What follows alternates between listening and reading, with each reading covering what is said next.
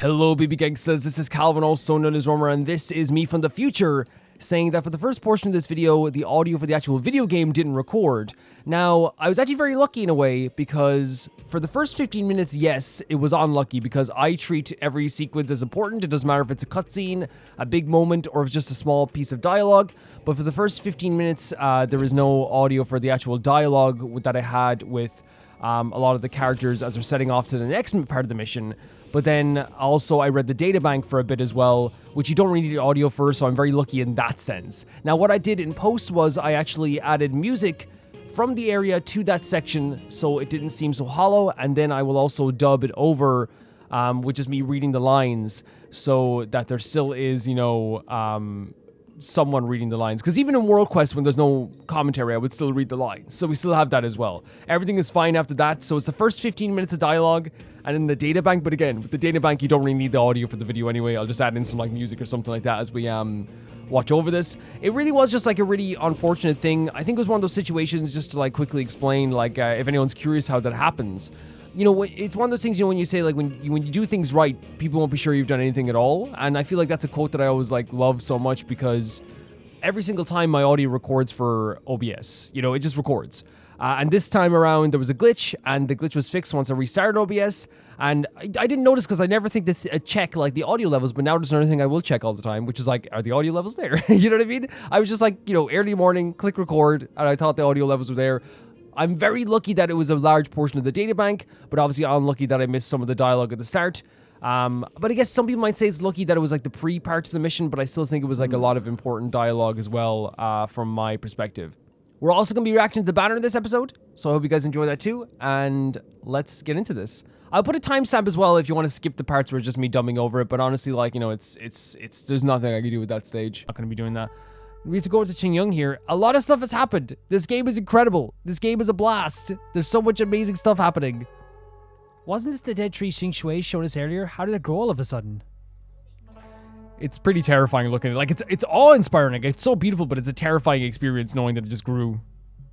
Amazing, absolutely amazing. Even the long-lived might not witness something like this in their lifetime. I'm so lucky.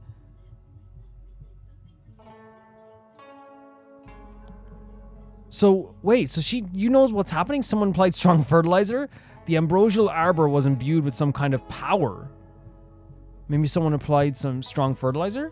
Such extraordinary energy. It's the Stellaron. It's the Stellaron. The reason why, like, I love that Xianzhou is, like, so happy about this, but, like, the fact that Kafka and Blade, like, use this as their moment to escape, like, worries me to death. Mr. Yang, do you mean the Stellaron is making the ambrosial arbor grow? Yes, the Stellaron the Cloud Knights are searching for must be causing this anomaly. Oh my god. Like, you know what I mean? Like, it's like, I'm like, this is clearly something that's very special for the people here as well, because, like, it looks look at that even. Like, it looks incredible, and there's, like, some excitement here. But, like, I think the reason why, like, I can't, you know, like, I'm more worried than excited is because of the stuff with Kafka, right? The fact that, like, she said this was, like, a part of her plan.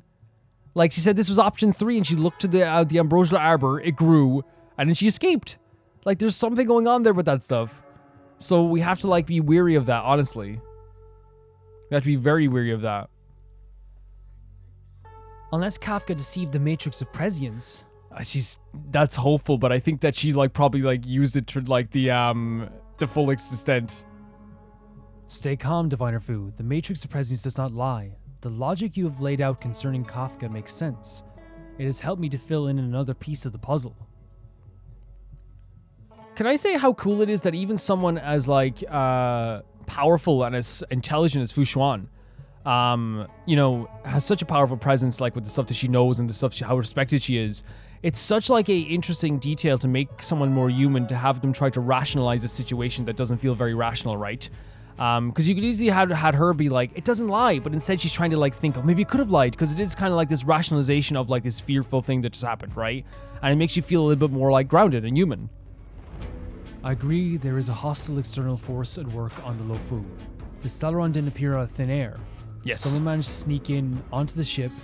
As for the culprits behind the Loufu's internal strife, I believe we are dealing with the so-called disciples of the Sanctus Medicis, that shadowy organization of the denizens of abundance. Sanctus Medicus.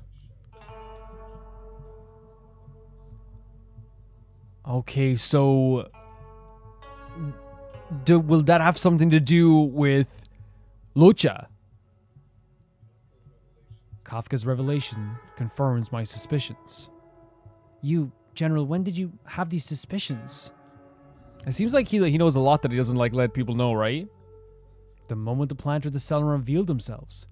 The Xianzhou has the blessing of the Rainbow Arbiter. Only another Aeon's Emanator would be capable of sneaking onto the ship without my knowing.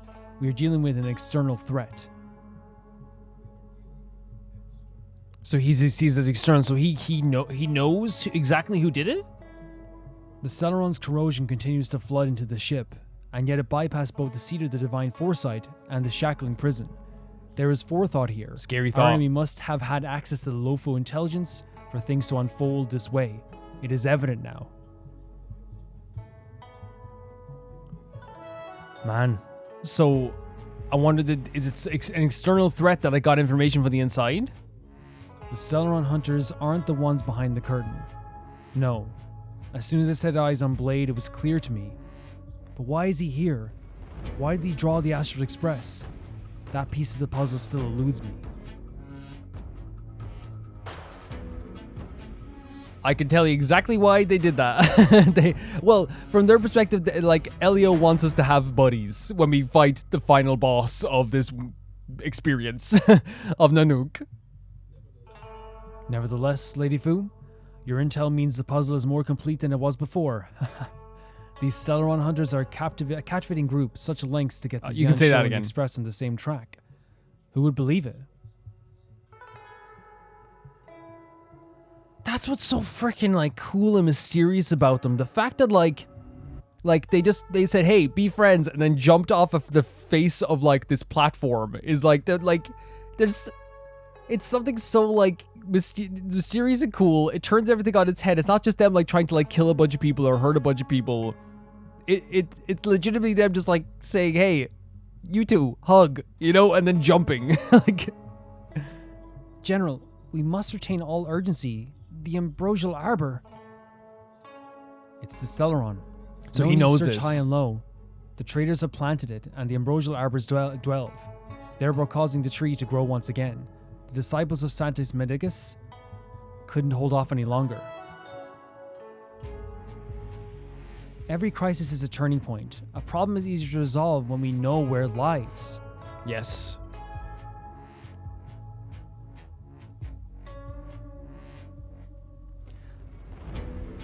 Am I coming up with the plan The again? general is like, he knows a lot, right? And I feel like sometimes he probably doesn't even let on to like all the stuff he knows, I think. Of course. I'm sure you have a countermeasure at the ready. I wonder. Master Diviner. From my perspective, convening the Cloud Knights is our immediate priority. We must head to the roots of the Ambrosial Arbor, expel the Celeron spirits, and prevent the Arbor's resurrection. Okay, so let's read this again just so we know it. So convening the Cloud Knights is our immediate priority. So that's getting all the Cloud Knights together. They're going into the roots of this tree to expel the Celeron spirits. Okay. As ever, the Master Diviner's omniscia provides the fastest solution. However, sometimes speed is not everything. I have known the Celeron's location for a while now, so why have I held back our forces? So he does, like, this is like a common pattern with him. He knows a lot more than he always like lets on all the time. Right?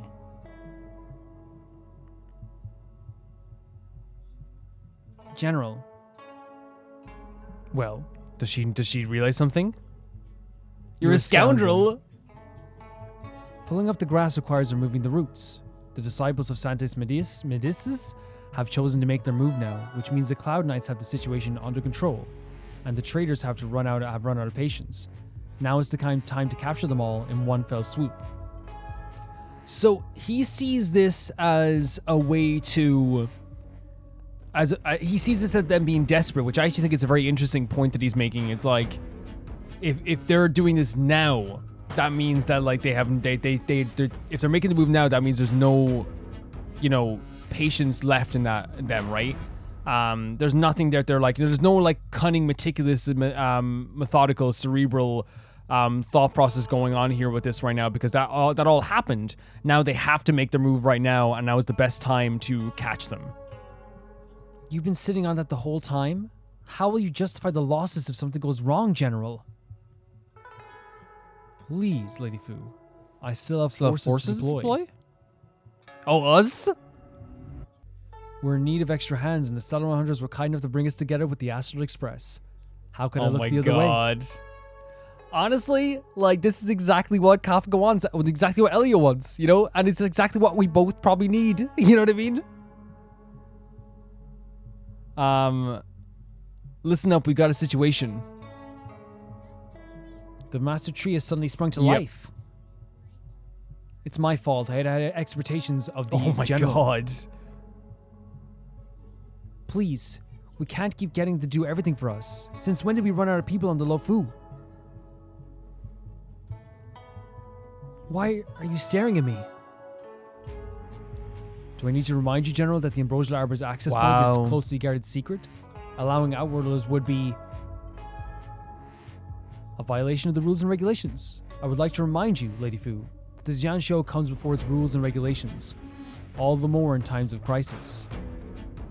Very interesting, right? Because I think she's very much like traditionally trying to uphold like a lot of the laws. You've seen that throughout the time she's been here, where she's kind of like constantly being like, "How did you get in here? Who let you in here? Why are you know like that kind of thing of like oh like and I feel like it is kind of this thing where people are kind of going around her and her kind of like upholding of those laws sometimes, and especially the General is here as well. But he's saying that like you know the safety of Xianzhou comes before rules, so like. As such, I'm about to make a decision that runs counter to those rules and regulations. Decisions plural. What a rare pleasure. It's so funny because this is a crisis time, but he's like so calm, you know? Lady Fu, I hereby issue a military tally. The Cloud Knight's beyond your control. Oh. You will act in concert with the other forces in approach to the Ambrosial Arbor through the Alchemy Commission Delve. Okay. Under my control? Wait. Is this not what like I'm like feeling like weirdly like I've only known these characters a bit, but this is something that she's wanted to be like the successor to the General for a while, right? You've been eager to discover it for yourself. Holy hell. Whereas to be a general, have you not? The music here is absolutely stunning as well, but this generally feels like this is him saying, "Let's go. You wanted it. Let's do it." You know? I have chills, man. The way they built it up. You never give him the opportunity, and now suddenly. Yep, take it. Take it. As you wish. Take it. 100% Fushan. 100%. And as for our astral friends, I hereby formally welcome you to all join the operation to seal the Stellaron. I'm all for it. Lady Fu will deploy the Cloud Knights, but I would like you to set off in advance, take a shortcut through the Artisanship Commission, and convene with Lady Fu further down the line. Payment or we go on strike. Errands received, General. We'll say errands received. It's much funnier. This is no errand, honored guests. I'm merely stating what needs to be done, should you wish to help us. Honestly, I do wish to help you for 2 reasons. I like you guys. I like this place. Of course, I would like to help you. Helping people is obviously like leads to like more fun stuff and fun situations, and it feels good in the end seeing the changes you can make in these worlds. We saw that with Belobog. And the third reason is that I don't think Kafka's a liar. You've never really seen us as outsiders, huh? Miss Sun Yung, I would like you to continue to serve as a guide for our astral friends. How's Sun Yung gonna feel about this? Of course, General, I am duty bound. That legit felt like, how do I say, like when, you know, when you, it's like, I would like you to train the new employee, and then the worker's like, yep, sure, that is my job. But yeah, it's really interesting because what March said, like, oh, he doesn't treat us like an outsider. I really have gotten that vibe from the General since we got here. I think that he is someone who like hasn't really looked down on us or anything like that. Not that other people have or anything like that, but like I feel like, you know, naturally people kind of treat us as like, oh, did you like who are you? Why are you showing up here right now and all this stuff? But he's kind of like very much been like very accepting very early. of us. And I think it's one of those things where, like, I think it's a lot to do with maybe his knowledge of stuff that's been happening around here. He clearly knows a lot more than he even, like, lets on, I feel like. We see, you know, Welt even said that, like, early on. Welt was saying that, like, he knows way more than he was letting on. And you know, we kind of proved that he knew about the blade stuff. But I think it's like a different type of thing where it's like he has a plan and he's trying to execute it. But it's also interesting to have this parallel where, like, on one side you have a character who is very much like keeping secrets from the rest of his, like, order. But he, like, it's all kind of like not working out in the end, but like he has a plan. And on the other side, you have like a very unified, you know, everyone kind of like understands and knows and wants to know exactly as much as they know. They trust Elio to death. And not that they don't trust the general. I'm just saying that there is like a interesting parallel there with like how much like the subordinates choose to know in these Stellaron hunters versus how much the general lets people know. You know what I mean? Like the Stellaron hunters under Elio are like, yeah, tell me as little as you want, buddy. You know what I mean? I trust you dearly. Whereas with the general, it's like, I'm going to tell you as little as I want until the time is right. You know, it's a very interesting like parallel there, I feel like. Let's talk to all the characters here for a second.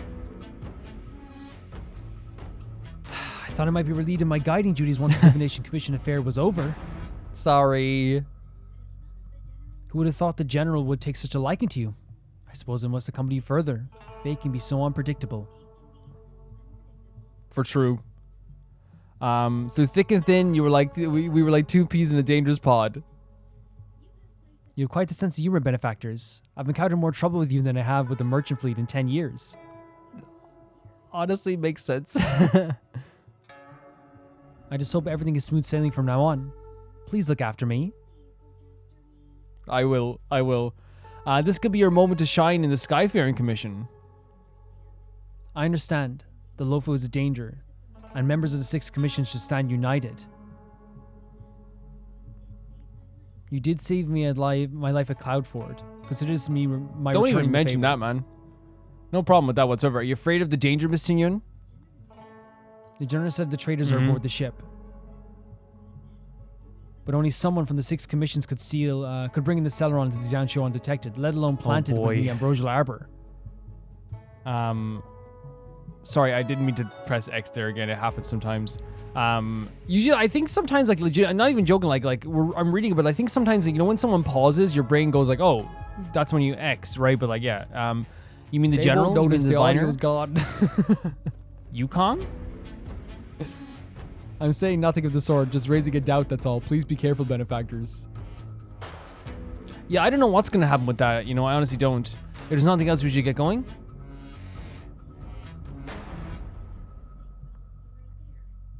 We'll start with the factions here. So factions, the mortal being's speculation of divine intent is a futile endeavor, akin to the relevance of a mayfly against the enormity of the cosmos.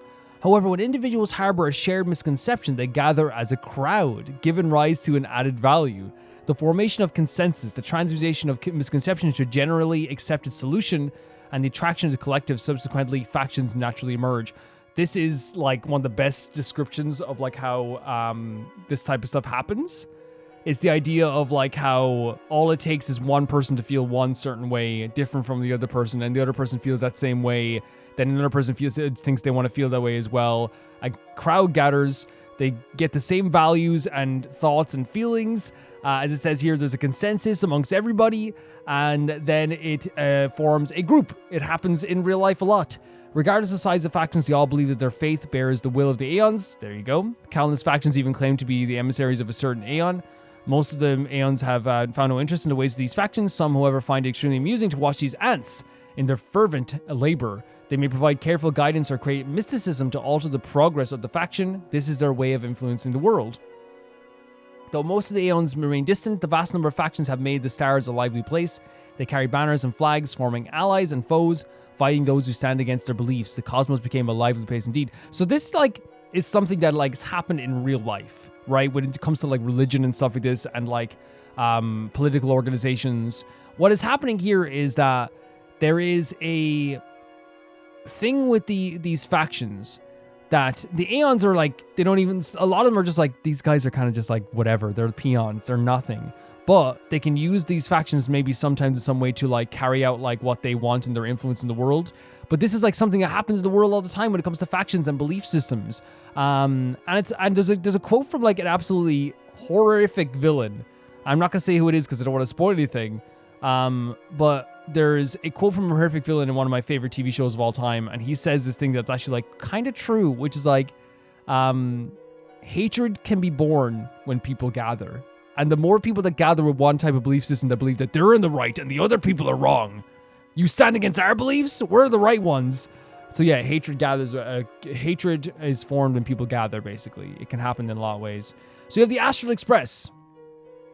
Choo-choo, sit tight. And no one fight, warp, jump ahead. Choo-choo, seatbelt, fasten up, buffet, car speeding up. Astral Express safety instructions, pom-pom version.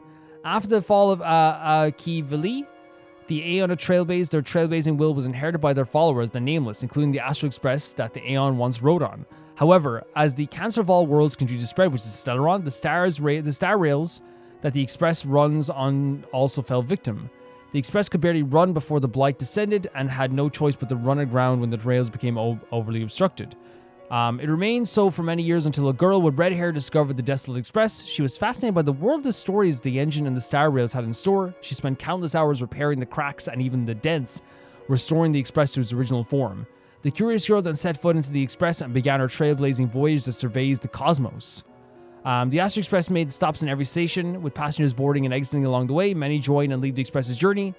The travelers come from different worlds, shoulder different burdens, and head to different destinations. However, while they were on the Astral Express, they would share the same voyage. That is why Himiko and the Express do not hesitate to open the doors to anyone willing to share this magical experience, regardless of their agendas and intentions. This is very true. We've had Silverwolf on the Astral Express at one point, and she was just welcome to stand there. They have a lot of people coming on the Express with different ideals and from different worlds, which is obviously fantastic as well.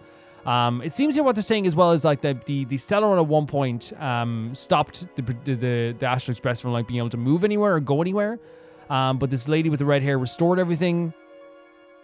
And then the current Astral Express voyage that we have here is kind of like, honestly, like I feel like based on like what she was doing as well. But yeah, I love the idea of like, they come from different worlds, shoulder different burdens. Like you see that with Dan Heng, and they head to different destinations. It's like they all have different feelings, different worldviews, different all this stuff. But once they get to the one place, they're all heading towards the same destination, which is really, really cool. This is interesting as well. Stellaron Hunters. Blade, Silverwolf, Sam, the 4 members above, dead or alive. Do not hurt Destiny's Slave and do not let them lose ability of independent thinking. A wanted notice put up by the Interastal Peace Corporation. In a quiet moment in time, the Cancer of all worlds, which is Stellaron, began to cause ripples across the stars, like a rock tossed into a pool of water. Before anyone noticed, this twisted and unknown matter had already corrupted a great number of worlds. But the resplendent and mesmerizing gems accompanied this corrosive mud, gems known as Stellarons. Death and despair followed wherever Stellarons went. For many civilizations who had experienced the disaster it brings, Stellarons are symbols of destruction. However, despite the Stellarons' nature, there emerged a fearless few who traveled between worlds to obtain Stellarons. They called themselves the Stellaron Hunters. No one knows anything about the Stellaron Hunters besides what they have done. Which Aeon do they worship? What do they want with the Stellaron? With the cosmos filled with rumors. With the cosmos filled with rumors about them, only one thing is for certain: to the Stellaron Hunters are few in numbers. Each one of them holds incredible capacities and powers, and we've definitely seen that a lot here as well. So the Stellaron Hunters there's not a lot known by them, and I think it's actually really cool that like they're kind of like secret as well. But there is this idea that we have that they have like hunted down like the Stellaron, what's kind of interesting as well though is that we know that they will also act in like self-preservation at least if it benefits the world. Like they have let the Stellaron destroy or take hold in this place because in the long run, it's going to save everything from the battle that's going to be coming with the nuke. So they do have like some very like, as I said, strong members here as well that are very intelligent. And Elio seems to be very intelligent as well. But yeah, interesting, kind of secretive input here as well. The Nameless, Trailblaze. Mysterious strangers were seen to come and go in many worlds. Fables about stars and Adrian Spencer Smith. 1,000 years ago, the Aeon Akavili traversed across worlds, laying down the silver rail and linked the worlds together in the Sea of Stars. People want me to play that game sometime, and leave behind countless legends about the universe and exploration. The brave and curious were attracted by the tales of these adventures and followed the steps of the Trailblaze, joining the god on their journeys to explore the cosmos. The adventurers called themselves the Nameless. They rode the express created by the Akivili and set off thrilling adventures on the planets connected by the Silver Rail. Legend has it that the Akivili, the Trailblaze, loved journeying with mortals. They and the Nameless would share wine and various words and sing songs composed by diverse civilizations. They would disguise the moving express as a trail of a shooting star and laugh at the people looking up in awe. However, they would often get into deep trouble due to their recklessness, only saved by the Aeon's power. Akivili formed a deep bond with their followers, and their adventures continued to attract travelers and join the ranks of the Nameless. So, like, Akivili was like pretty much like, not obviously still like living as an Aeon, but like living amongst the humans here, like on the Trailblaze, the Nameless on the Trailblaze, and having fun with them, drinking with them, having a laugh with them. Interesting. When Akivili fell, the group of loyal Nameless carried on what the Aeon had started, continuing the exploration of the unknown. They had the belief that one day the will of the Trailblaze would connect the entire universe. The Astral Express one carried Akivili, and the follower still hurries between the stars till this day. It is believed that the Express is powered by the heart of the deceased Aeon and is repairing with great difficulty the Star Rail contaminated by the unknown cancer. So they continued on with what they were doing as well. Yeah, and I feel like it is still kind of living up to the name, but I think they're a lot more calm nowadays. They're not like, having like massive alcohol. They're not drinking all the time. They're not laughing at people thinking they're stars, but it is like the carrying on the spirit, I suppose. So we have the Xianzhou, the Alliance, the Hunt. Fight together against countless enemies. Be together through endless turmoil of the 1,000 lifespans encountered. I take but one sip and leave the rest to fate. World's history as a mirror, Xianzhou. In the ancient era of legends, multiple Xianzhou ships were tasked with voyaging across the stars to search for a miracle medicine of immortality.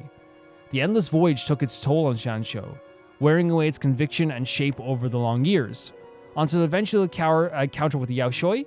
However, all the fruit of immortality brought upon them were sorrows, poverty, and endless war and death. It wasn't until Lan, the Aeon of the Hunt, returned from the abyss using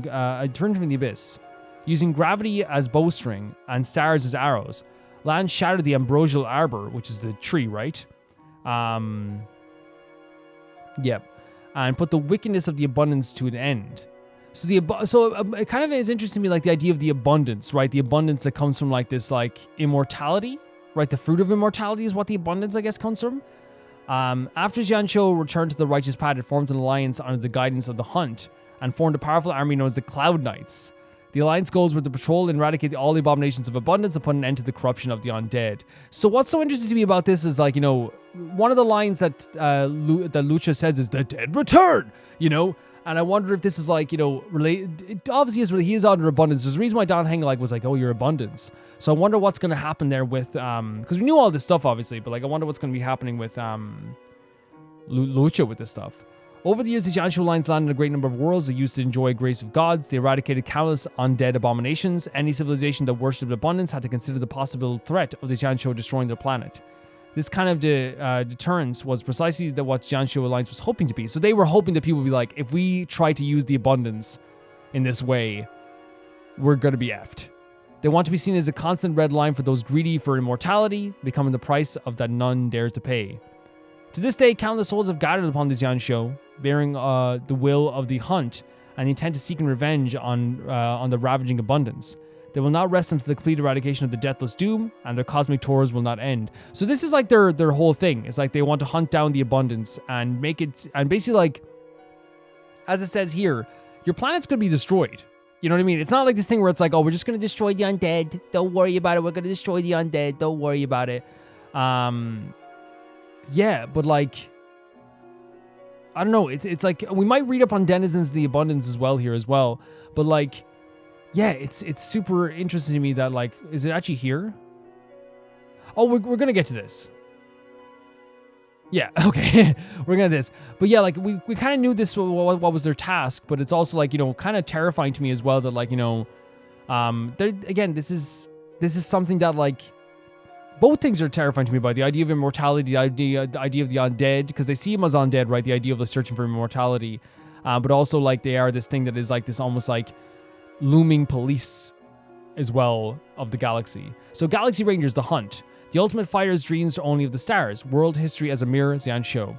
Not all devotees to hunt hate the abundance. Such a group of talented rangers exists out there. The group admires Land's policy of using violence against violence and the Aeon's swift decisiveness regarding punishment, believing the benevolence of justice in the universe needs to be upheld via personal action. The Galaxy Rangers formed into a group of heroes walking the path of the hunt and roamed the universe thanks to the blessing of the Aeon. They went from planet to planet upholding justice for the locals, hunting down evil, then embarking on new journeys. The successful assassination of the Lord Ravager Zulo first brought the Galaxy Rangers their fame, and many years later, a Ranger thwarted the atavistic experiment of the 64th member of the Genius Society, Dr. Primitive. But after these Galaxy Rangers gradually faded out of sight in the cosmos, rumor has it that they all fell victim to the Dr. Primitive's vengeance. So it seems like they didn't really hate the abundance as these Galaxy Rangers, but what they did think, I guess, was like, I guess it was like kind of like we do like the method. It's just the idea around it is probably something like of what they're actually doing isn't something that we actually want to do, I guess. So they wanted to like uphold like justice, but they didn't really hunt the abundance, I guess. So we have this is a long one. Self-annihilator. Self-annihilator, nihility. I aim to refine my significance by employing all of the whetstone oblivious to how all beings are but water. I fade into them like water dissolving into water. The lyrics of a song written by a mourning actor, Lotus Prayer, after gazing into the void. Everything in the universe is meaningless, and human beings are worthless in the eyes of eons. We know this to be true. If eons are truly above all beings, why would they even care about the emotions of immortals? The self-annihilators are individuals who are inadvertently stepped into a shadow of 9, the nihility, and from that moment they have lost the meaning of their own existence.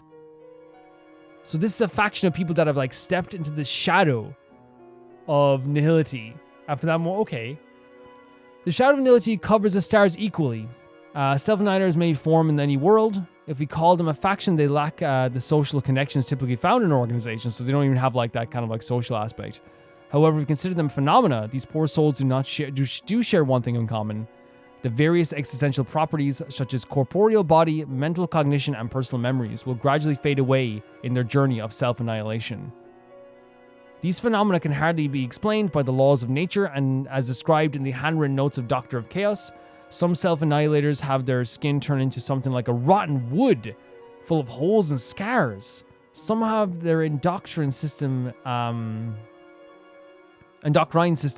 disrupted, becoming unable to distinguish between pleasure and pain, oh my god, and turning numb to everything. Some lose their memories, others lose their senses, as if they have been deprived of meaning of life by some entity, and can only keep watching in dreams and illusions as their own form disappears into the black hole in the end of the horizon. However, some self-annihilators would conceive the idea of fighting back. They join the Doctor of Chaos, vowing to do their best to cure others of the nihility in what little time they have left in exchange for their own redemption. Moreover, some of them rely on the strong convictions to try and break the curse of nihility at its root by slaying the Aeon that slumbers in the abyss. Jesus Christ. Dr. Primitive, number 64 of the Genius Society, once asked before his disappearance, if 9 is the truly unresponsive to the universe, how could the path of nihility exist to this day? Perhaps as the self-annihilators aimlessly traverse the cosmos, they are also casting the shadow of the Aeon around the universe. As for the few who can single-handedly withstand the encroachment of the nihility and their existence, their journey of self-annihilation is drawn out to infinity, and the road they walk is like a shadow of 9 cast in the world. So they're saying that, like, if the Aeons don't care about humans, why are they still affecting the people who are in, like, the self-annihilators? But they say they're, like, living in, like, they like, stepped into the shadow. What is it? Is that like a literal thing, or like maybe a because it seems like they lost their own self, their body, their minds by doing this as well. And the Doctor here is arguing that, like, if he's unresponsive and they don't talk back to, like, the people in the universe, then how can this thing still happen? But it also seems like some self-annihilators are kind of like, I guess, you know, causing, like, they have like something in their mind where they want to fight back against this stuff, but I could be wrong. Very interesting stuff here as well. The Doctor of Chaos. Existence is nothing. When organism has this thought, it applies it as a guiding principle. It begins to walk the path ruled by 9. and receive the meaningless glimpse of the aeon from the distant void. This will have two outcomes. The organism will devolve and truly become nothing, becoming something called the self-annihilator. The organism will be captivated by the magnificence of the aeon, thus becoming a doctor of chaos in their spontaneous curiosity. Wait, so...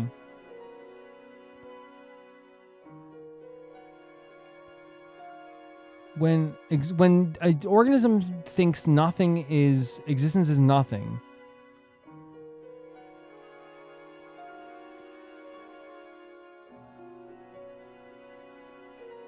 so that's when it begins to walk the path of nihility. And they become a self-annihilator when they truly become nothing.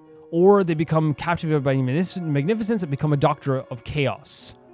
Doctors of Chaos uphold a creed of saving the world. If they are able to prove that existence is more than nothing, they can free the large lonely soul from the depths of the void. What they prove is a paradox, and it cannot be done by mortals. Yet the Doctor of Chaos seems to enjoy trying, because the moment they perceived the wordless life, the glance from the distant cosmos inspired by them a futile desire to revolt against a meaningless destiny. Okay, and where is... Yeah, so I've changed what I'm going to be doing today. I was going to read like all the way down to here, but I feel like it's a lot, and like I obviously like we want to make sure we're focusing on a lot of this stuff as well. So we're going to go to this and then the abundance, and then we're going to stop for today, and then we're going to do more at some other point. And we might just do like 4 in a row at times. I know like that doesn't seem like a lot, but like reading does take up a lot of time, especially if you want to understand stuff as well. Everything in the universe is bound by the prison of existence, constrained by this is the nihility, constrained by the body and mind, blinded by the world's superficial appearance. Even the most intelligent beings cannot comprehend this. Matter, order, logic, and life, everything that makes up reality, is but one side of a coin. On the opposite side of equal entropy, there exists nihility. The two balance each other to create the complete universe. So nihility is kind of like the opposite of reality and life.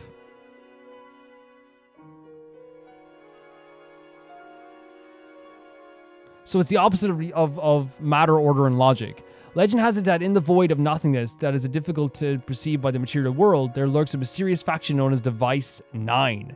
Those who gaze into the void for a long time will gradually be drawn to its dark energy. So that's probably what it means, like entering the shadow or living in the shadow. Eventually passing through the dark web that separates reality from nothingness. The legend has yet to be proven, though. The most prestigious geniuses in the universe attempted to solve the mystery, challenging Device 9 with no results. That's why this organization was created. What are its goals? How many members does it have? And what do they do? Does Device 9 truly exist? The answer is empty as a question itself. So, pretty, I don't know, pretty scary. Like, the idea of, like, that this is probably what it means by, like, you know, living in the shadows, I guess. And I wonder if Device 9 are also, like, self-annihilators, or could be self-annihilators. And this is, like, what we're obviously getting into now. The one flower blooms while 1,000 more wrinkle. This is the denizens of the abundance, by the way. Bones tell no tales to the abundance most fickle. The denizens of the abundance create poetry and art in the name of the beloved God, spreading the love and kindness of Yoshi throughout the universe. In the worlds blessed by Yoshi, the water never runs dry, and the creatures are free from the cruel binds of time. Life is free to bloom as it sees fit. In the world blessed by Yoshi, age is but a number, and the mortals are not afraid of aging and death. They enjoy life to the fullest. So this is like the immortality thing, right? Or as people might say, like the undead, I guess.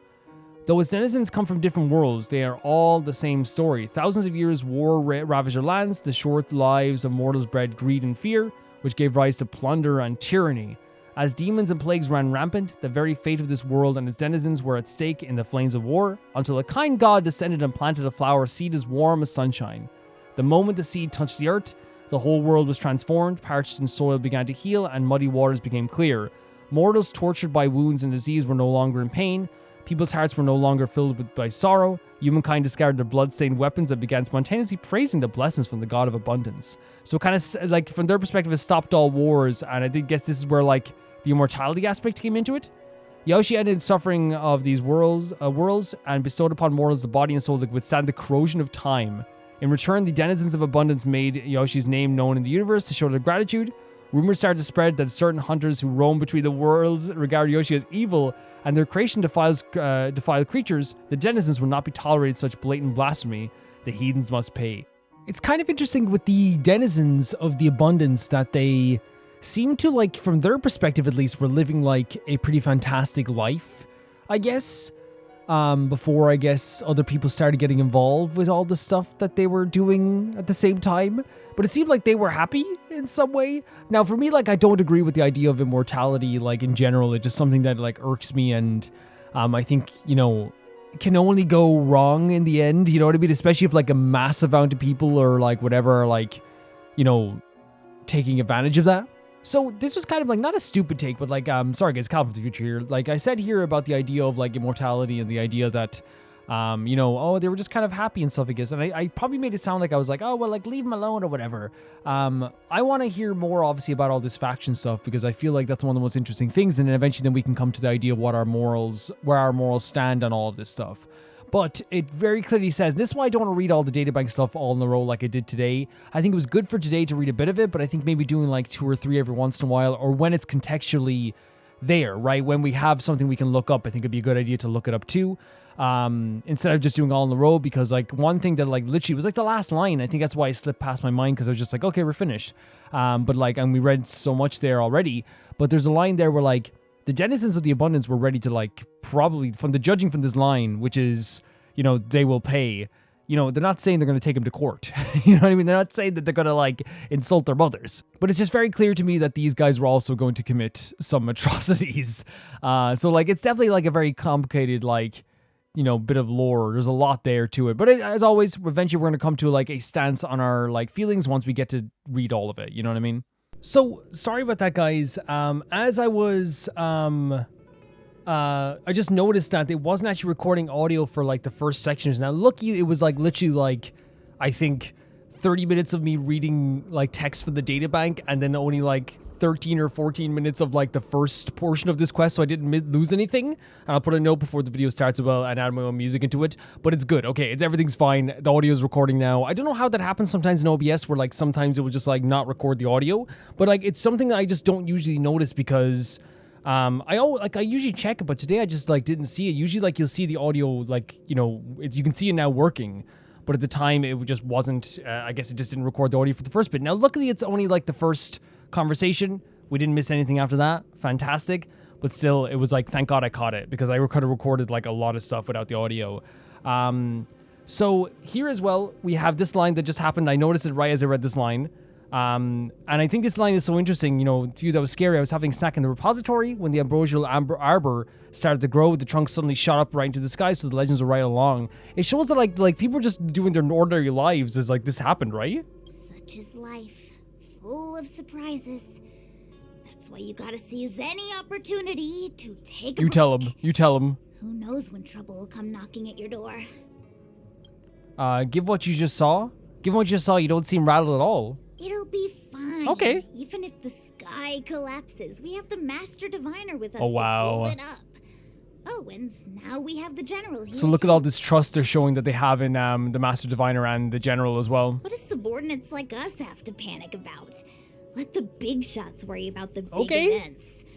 That's the secret to happiness. Honestly, like, you know, you can't falter in a way. You know, it's like, again, that trust is beautiful. It is beautiful. At the same time, it's also like this thing of just like, you know what? Like, you're better off than most people at this stage, I'd say.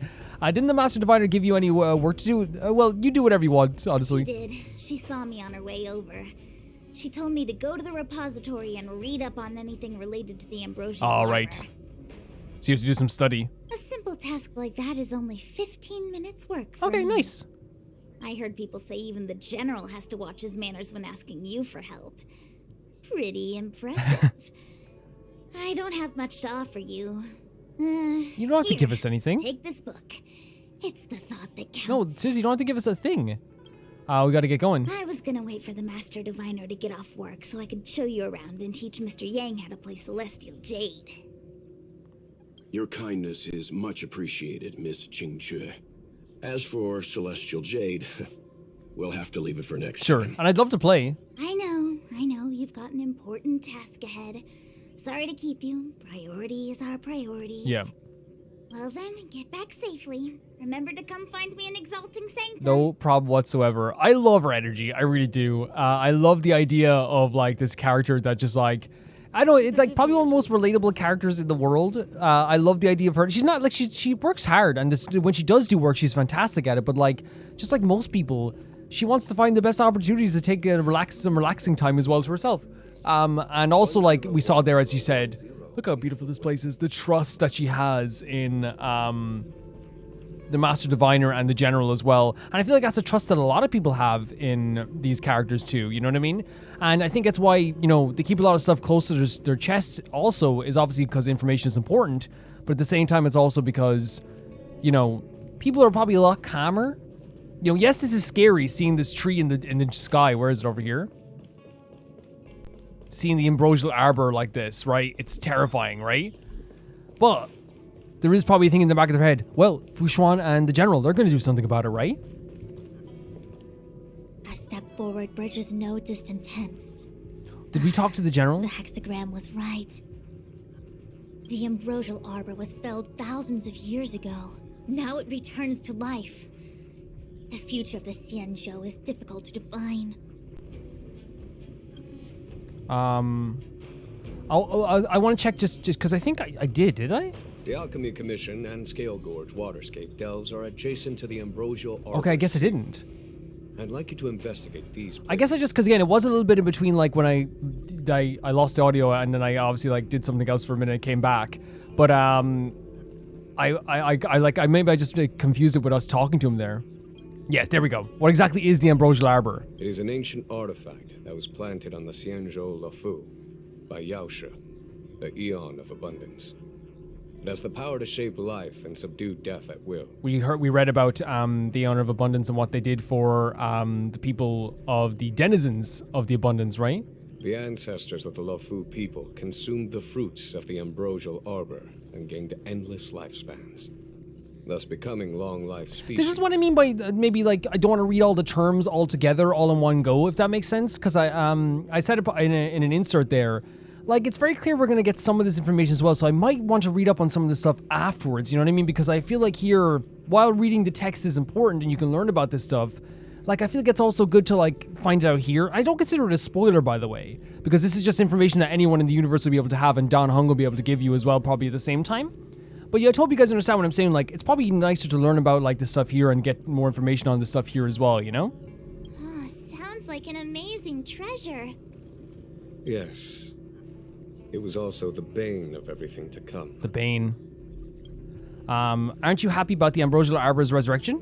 As outsiders, you are unfamiliar with the history of the Xianzhou.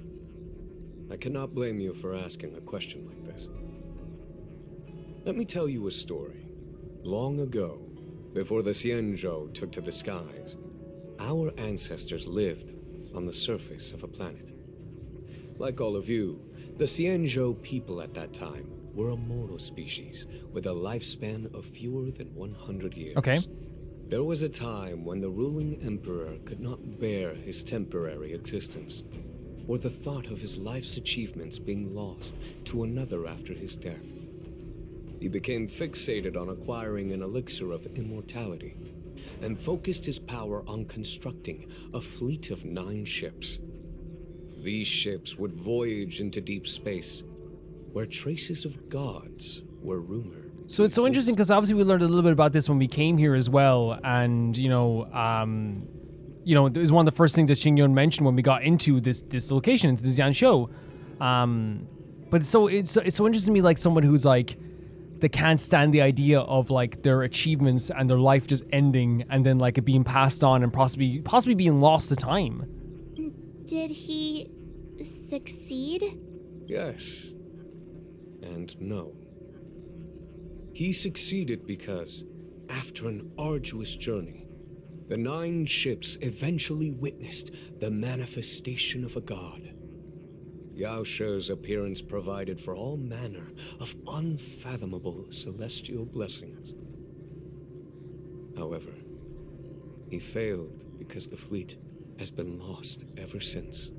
Jesus. And has never been able to return to its home. So this is like some added information to this as well, right? The idea of like, he provided for a manner of unfathomable celestial, for all manner of unfathomable celestial beings. However, he failed because his fleet had been lost forever since, and has never been able to return home. So he was able to find this, right? after his journey, but then he was never able to return. That doesn't sound so bad. The Xianzhou people went on a great adventure and got what they wanted in the end. Right?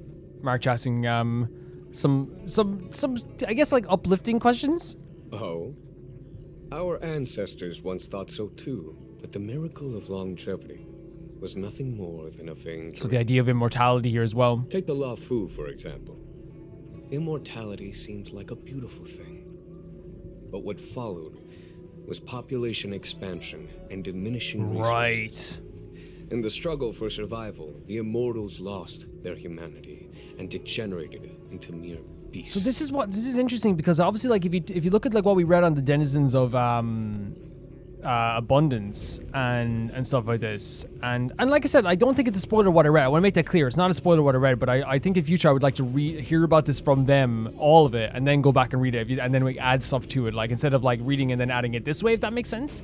But yeah, like what he's saying, because if you read up on the abundance thing, it made it sound like it was like this heavenly thing that was absolutely fantastic in a way. And obviously there was like problems from like the Xianzhou's perspective as well. But maybe I read that wrong as well. But like degenerating into mere beasts, and maybe that's what they call the undead. After paying the price with blood and tears, the Loufu people finally understood that immortality was not a free blessing, but the beginning of a cruel ordeal. And it does like kind of upset the idea of natural order as well, right? In the eras that followed, other beings that had likewise received Yao Shi's blessings repeatedly attacked the Xianzhou in an attempt to take the sacred artifact as their own. Countless atrocities were committed as a result. See, it's so interesting that we read up on the other side of it, where we saw that there was like this a difference in beliefs, and the Xianzhou was like eradicating the people of the abundance, I guess. Many Xianzhou comrades who were lucky enough to survive the wars became stricken. Oh with wow. Mara, a condition that immortals are susceptible to. So that's the Mara-struck people we saw before as well? Had it not been for the enlightenment and protection of the Rainbow Arbiter, Lon. the Xianzhou alliance you see today would never have Man, existed. they give you so much information in this game. At this point in the story, I assume you understand the disasters that the resurrection of the Ambrosial Arbor might bring about? So he's saying that if we bring this back and we get this like and on this thing that was like, you know, under the, I guess, like under the supervision of the Yao Shi, and like something that he sees definitely as like a curse, like which was the gifts from Yao Shi, a curse rather than a gift. And I do like see the idea of like immortality does mean that like you are gonna have less resources, right? Because again, if nobody died in the world, like what you're gonna have is probably like, you know, right now you'd have how many billions upon billions of people, and like things would get really, really crazy. I think it's like the idea of like a natural order of things, I guess, as well.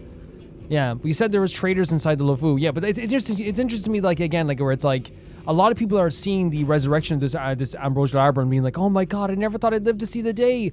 But the general is coming out from a perspective of like, I don't want to have to like carry out like some big war against this stuff, or like have to deal with all this stuff, I suppose, you know, that comes along with this like quote unquote gift. You said there were traders inside the Loufu. Thousands of years have passed since the Rainbow Arbiter felled the Ambrosial Arbor. Most in the Xianzhou regard the arbor as nothing more than the stump of a dead tree. Only those familiar with our history and the ancient texts know of its So origin. that means that to really like understand the significance of this growing, you would have to have read up on the text and know your history. Our ancestors placed the stump in full view of the people precisely to make it seem unimportant. Smart? But in fact, they sealed it behind layers upon layers of delve enchantment. Even if one travels toward the Ambrosial Arbor, one will never... So no matter how close they get, it's always going to seem far away? Someone brought a Stellaron into the Xianzhou and planted it among the roots of the Ambrosial Arbor. They wish to resurrect it and achieve their hidden goal through extracting I need to know what their hidden goal is. But that means like whoever, like as we were saying, whoever did this had to have known a vast amount of history then and knowledge about the Xianzhou. In my opinion, The force that provided the Stellaron and the force that activated it have different objectives. So did Kafka did the Stellar Hunters activate it?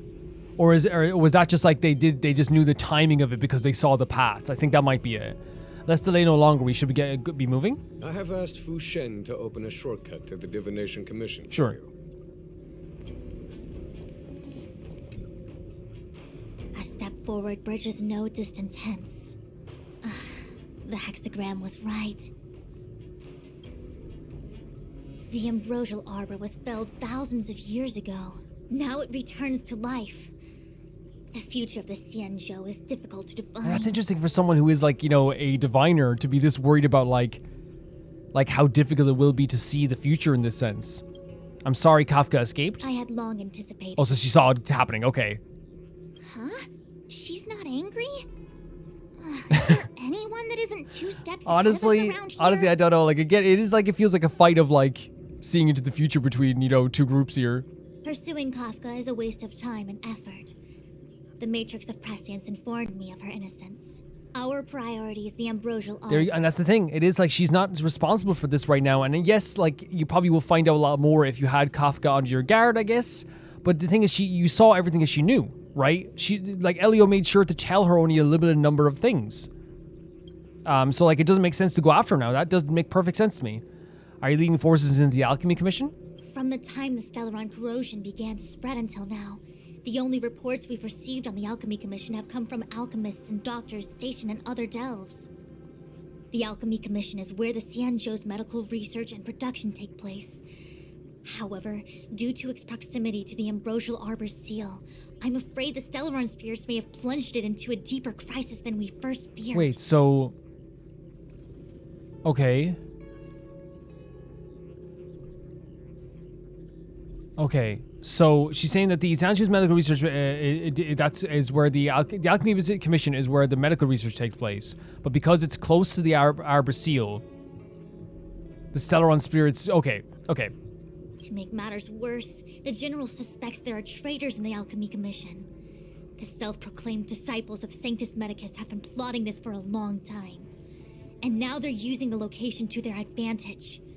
I must take action as soon as possible. It seems very urgent. And again, they are giving this a sense of urgency, right? The General wants us to go to the Artisan Commission. He really is a delegator at heart, isn't he? There isn't much distance between the Artisanship and Alchemy Commissions.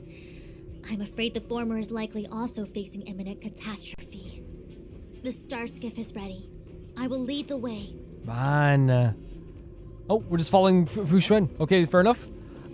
Yeah, this is like so interesting to me, and like it does have a sense of urgency like in the story as well. But I do like how, oh my god, look at this. I do like how some people don't see this as a terrifying thing, but like the people who have all the information know how terrifying this could be for them. Tasks from the General to attend to. Go carefully, all of you. Wait, Master Diviner, can you March. divine our fortunes for us? Is there anything we need to watch out Great voice for? acting here as well. No need. My omniscia has seen that your journey will be auspicious. Everything will proceed smoothly. Okay, I mean that's fantastic to know. Are you sure?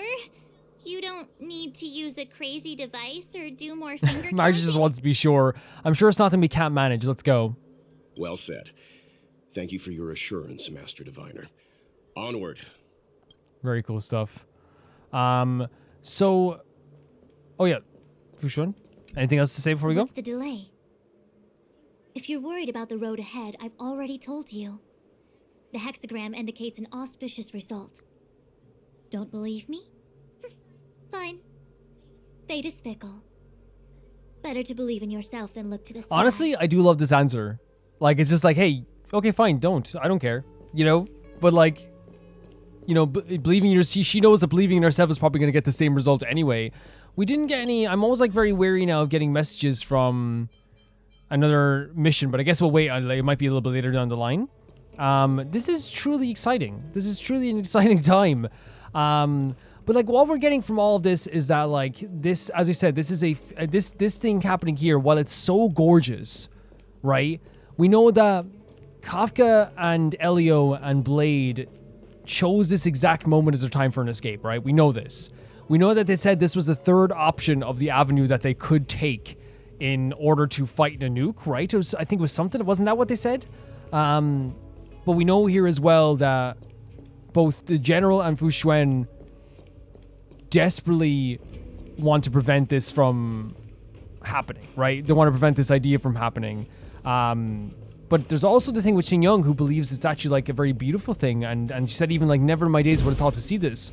So there are some people who probably see this as like a very glorious thing, especially since this whole time it's just been like a dead tree, right? Like, of course it would be.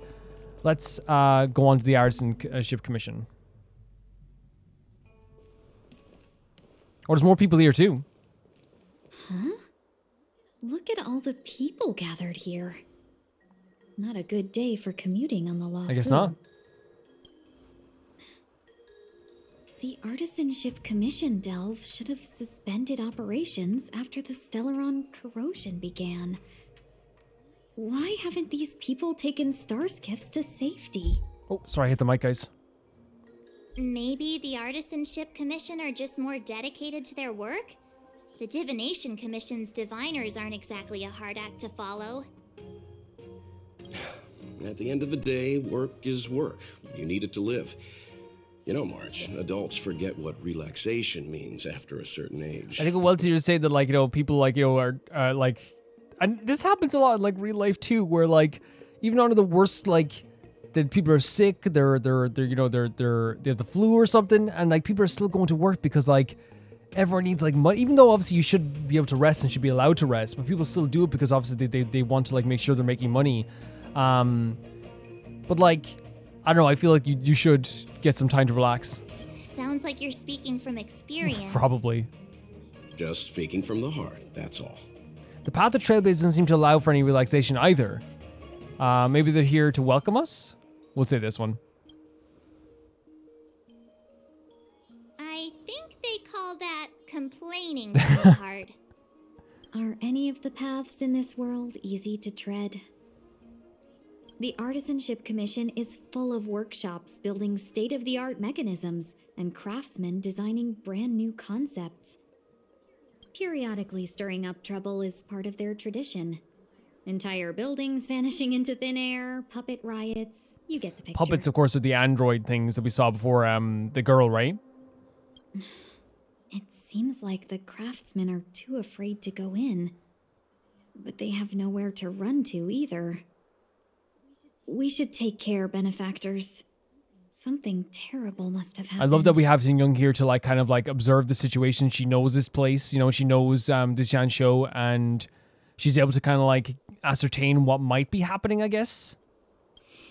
Either way, we'll have to go in. Let's ask around Sure. first.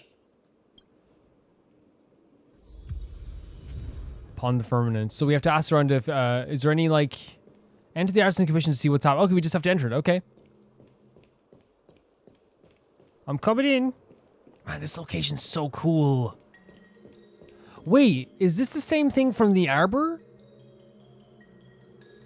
Is this the Arbor like linking onto it?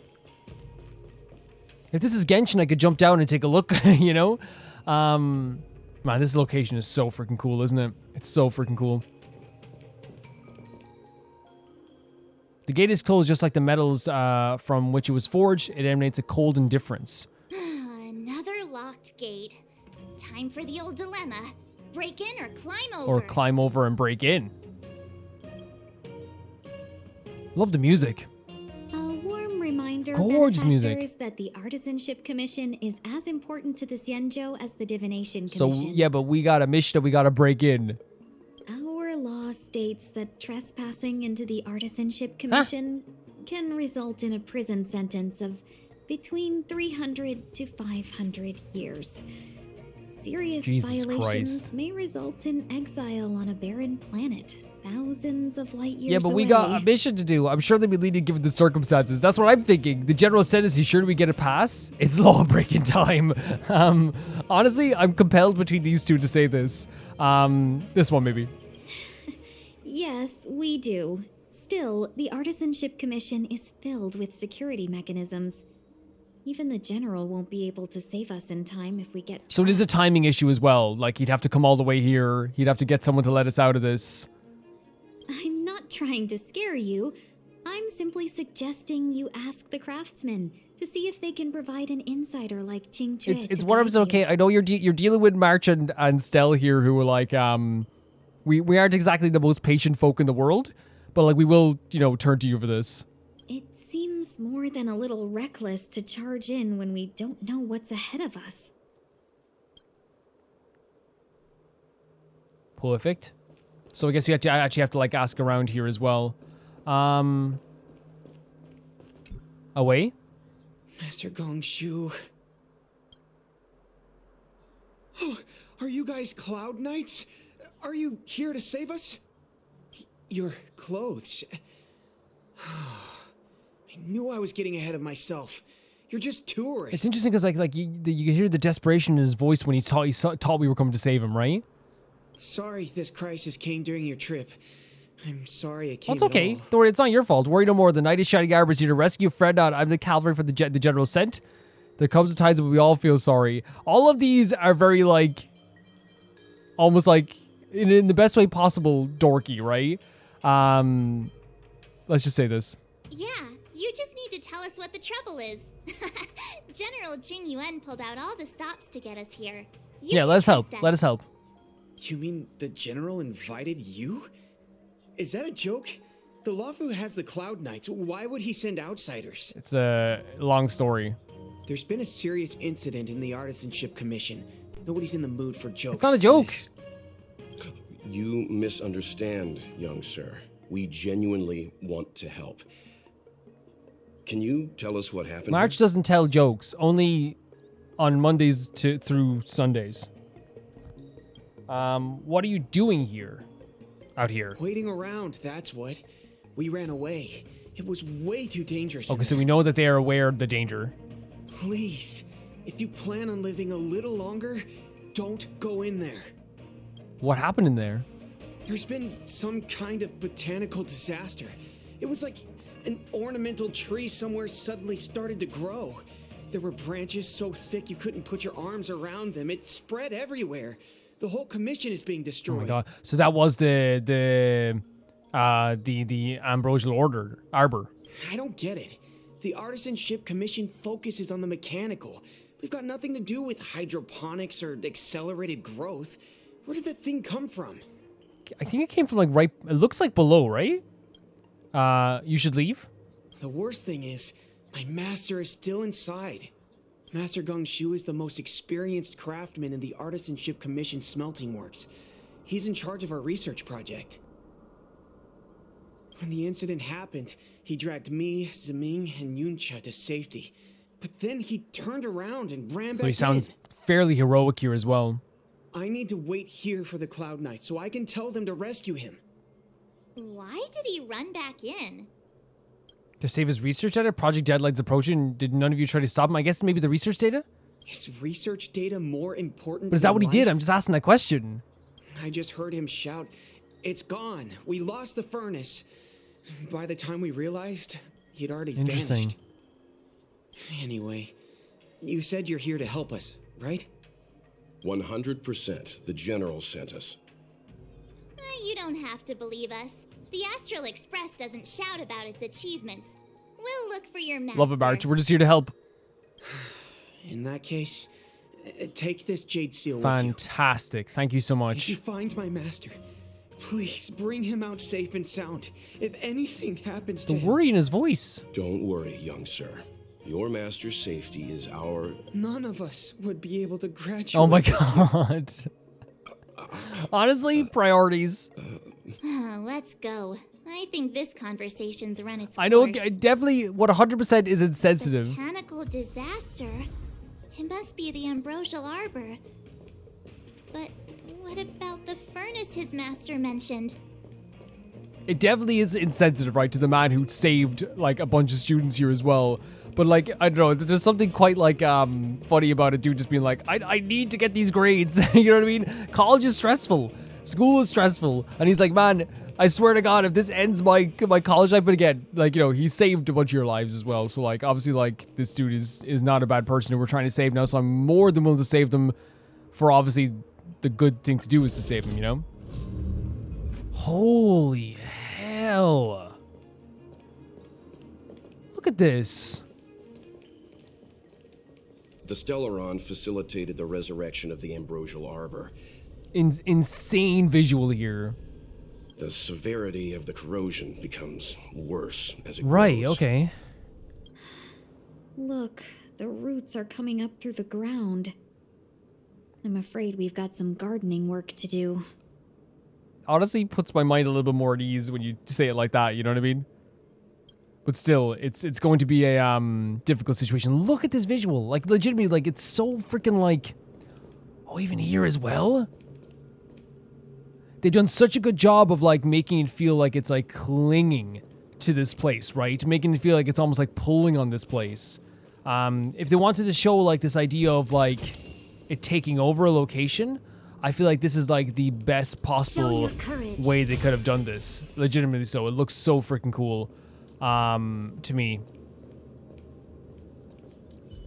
Looks so freaking cool. Give it up. Let's go. Recount. Let's make it quick. These guys won't take a lot to bring down. You chose the wrong end.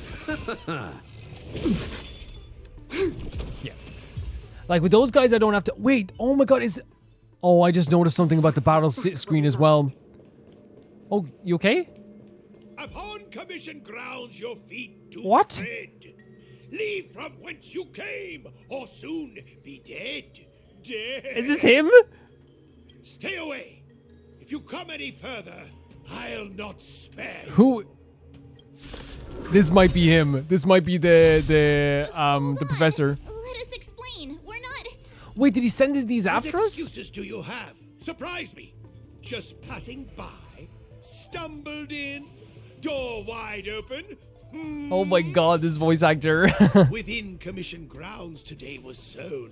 An evil spun by hands unseen, so good to stand here unknown. and do nothing. No longer. The mere thought of having to return If the to security mountains of criminal mechanisms didn't reports in the teach you a Hall of lesson, Karma, these So he is robots sending them will- after us, okay. and ever, I shall be the judge. By the will of This the is so Ten funny Lord, to me. the Ten A great Lords voice actor as decree, well. Hereby It ordained. must be the Eternal sleep is not the the teacher they end. were talking about as well. It must be. The dead return! Oh, do we even need this? Rules are made to be broken. Oh, we do. But like not a lot of it. He might send in more troops now though. Okay, no? Okay. Golden Cloud Toad, Illumination Dragon. Oh, they had names? Are you all right? Wake up. I raised you like my own flesh and blood. Then you shouldn't have sent them after people. Because they were gonna they're gonna fight people, they're gonna get beaten up. Did you really have to destroy my little friend? Buddy. I want compensation. Buddy, you sent them after us. let's make this clear. You didn't want to Exactly. listen to us. We were here to rescue you and you started a fight for no Tell reason. them. Tell him. Are you Mr. Godshu? How do you know my name, child? Because we just heard about you. Does the reputation of Gongshu Liang, the smelter extraordinaire, precede one? This guy's pretty deluded for a master. Honestly, like he's very what's the word we could use for him? Like enigmatic and charismatic, maybe in a weird way. Maybe charismatic's not the word for it. Maybe it's like very, what's the word I'm looking for to describe someone who is charismatic but also crazy? I'm blanking on the word, but yeah. We're passing through on our way to the Alchemy Commission at the behest of General Jing Yuan and Diviner Fu. We'd like you to show us the way, Master Gongshu. If you could. Really? The General sent you? Then this must be a mere misunderstanding. Don't worry about Oh, now those they're things. Easy to fix. Now they're things. But there's not much I can do to help. The Artisanship Commission was suddenly taken over by some evil tree demon. It seized our most precious possession, the creation. And that's what he was talking about, the furnace. But so the artisan was talking, yeah. So they see it as like a tree demon. Because again, as they said, if you didn't study this, you wouldn't know exactly what it was. It's a dark and powerful entity. The robots. It was like they gained consciousness. They were moving in a circle around it. I fear approaching it is tantamount to suicide. But then, I couldn't just run away, knowing what lies sealed in the furnace.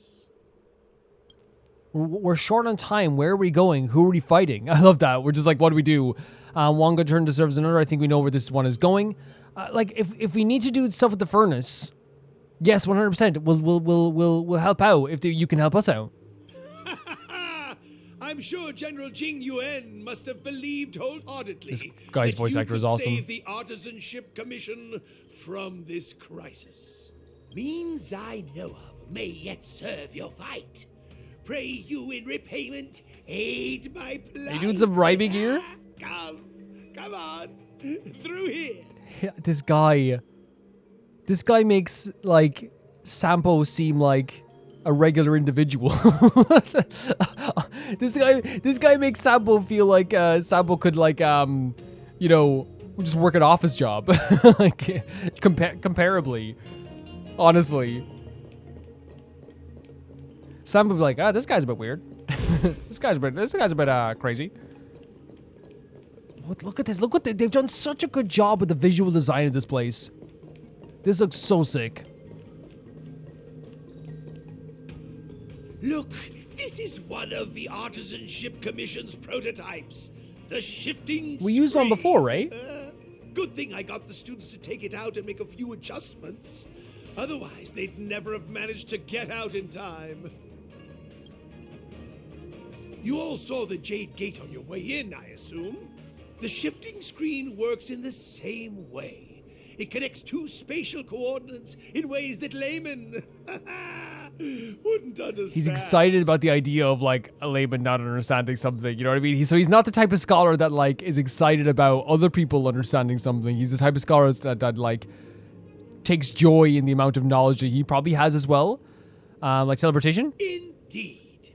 With limited range and energy costs aside, to every star skiff soon shall woe betide. You sure about that? Even our trailblazing space anchors sound I love, better. my favorite thing in the world is March versus the world. I love when she's cheeky with people. Thank goodness you take the time to perfect these inventions, Master. If not, the Skyfaring Commission would have become quite redundant by now. Oh god.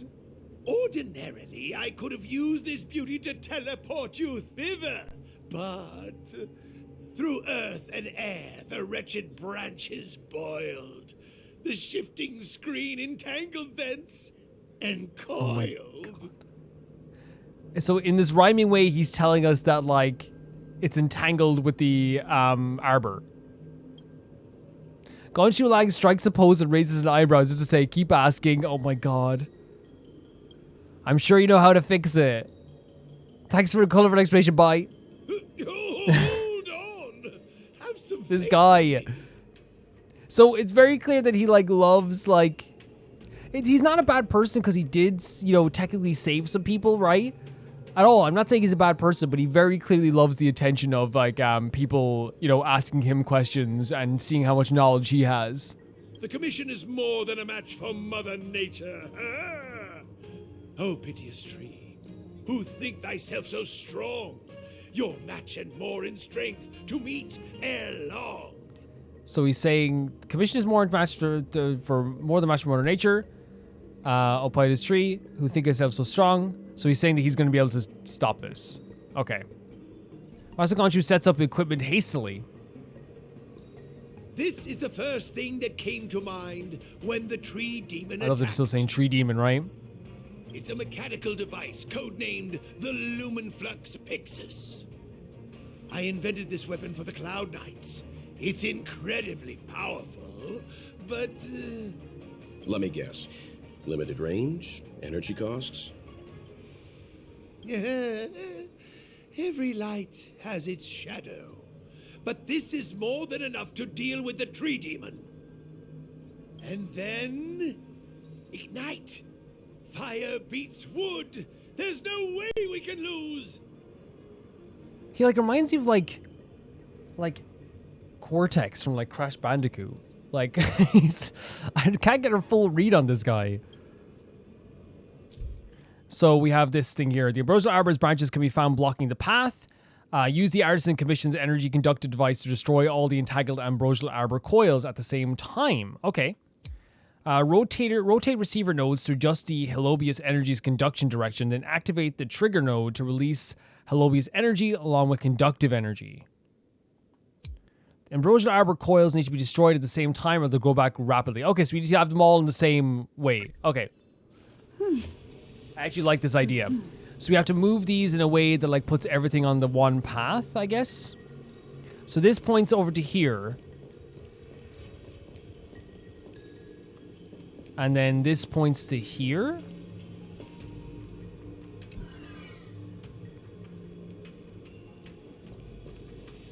Is that the only ones that are here? Because if we launch this, it goes like this. Let's just see what it looks like when it launches. This is good to know. This is good to know. So if we turn this here, then it'll go through there.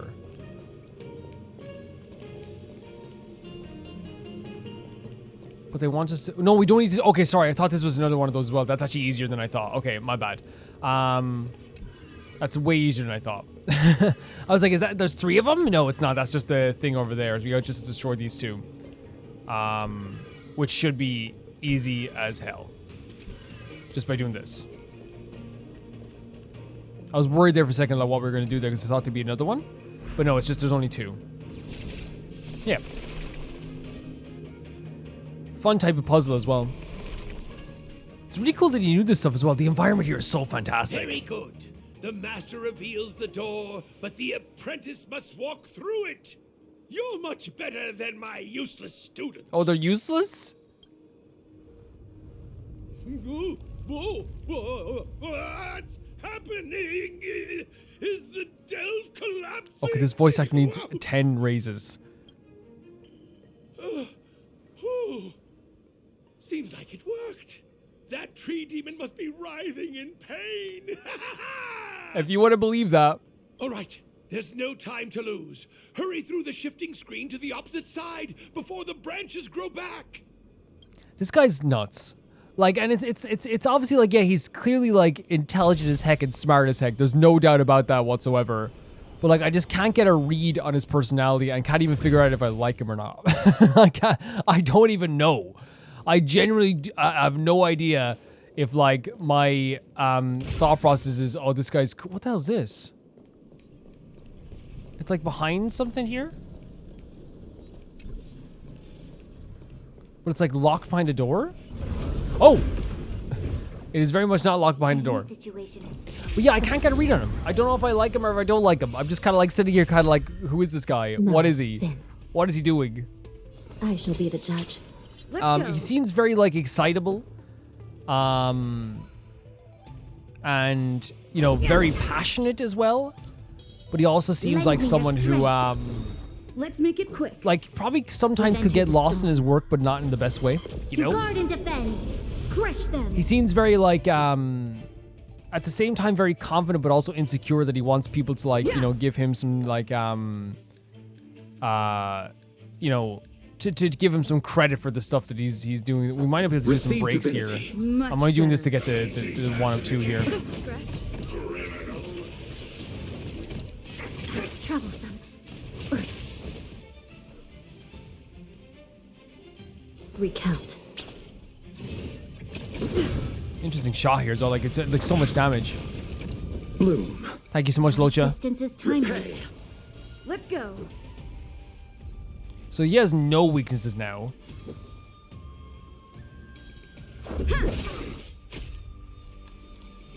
Let's do a support again. Lend me your And then let's do a blast. Rules are made to be broken. The music's so good. I love the way they have the tree in the background, by the way. It's one of my favorite images that they've ever shown in terms of like the background of a battle sequence. It's so freaking cool.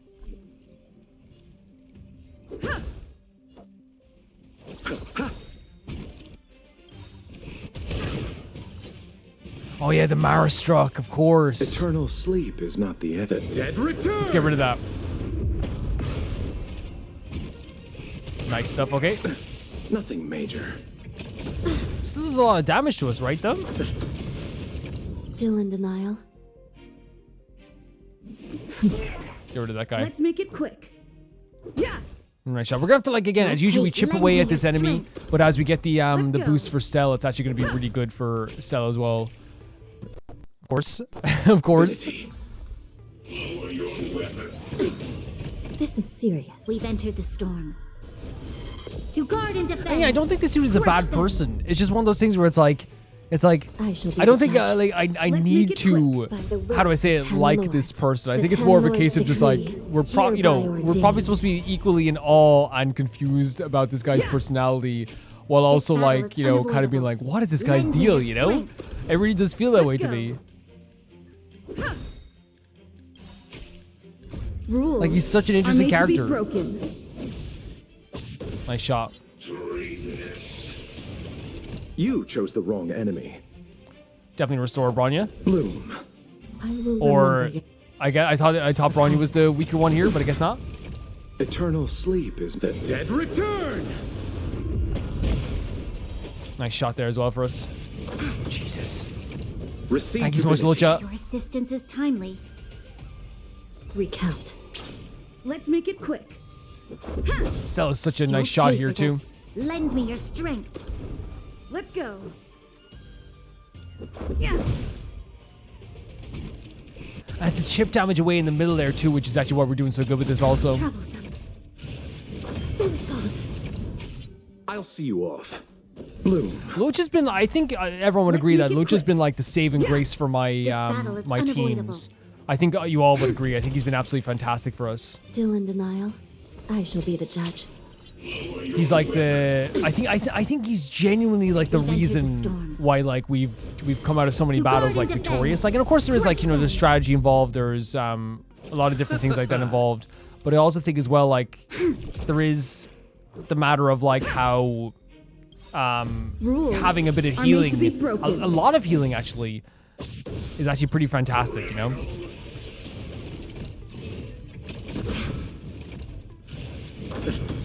Oh, we can't. He's in prison right now, which means he can't heal either. Which is okay because we can like You'll pay for literally this. get rid of him right now.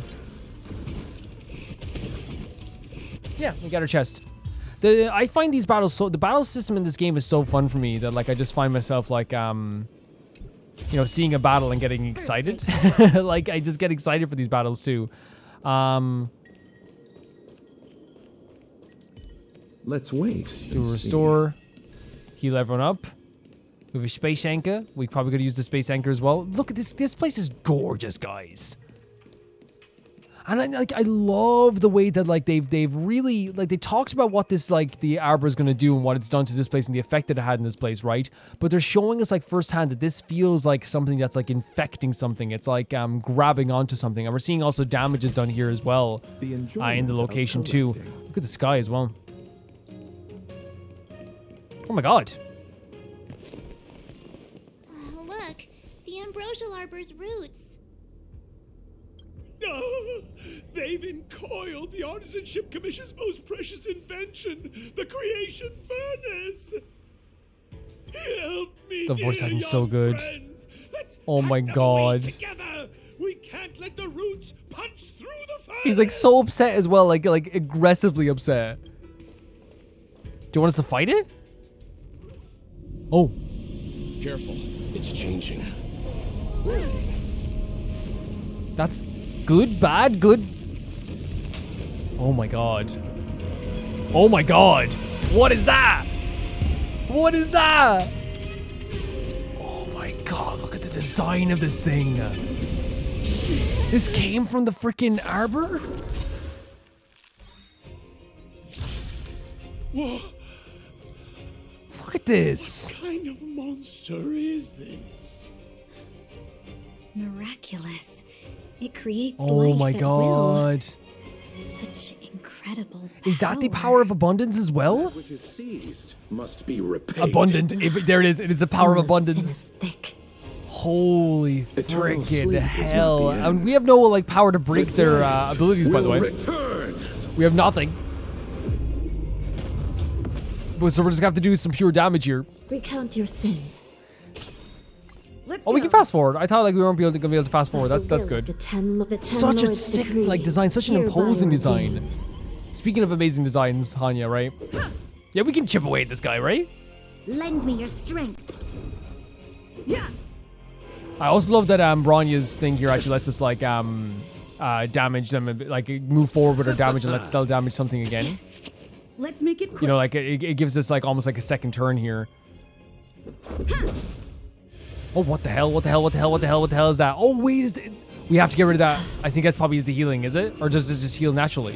We gotta get rid of that stick. Ambrosial Arbor's roots and the furnace. Battle is unavoidable. It We counterattacks. storm. To guard and defend.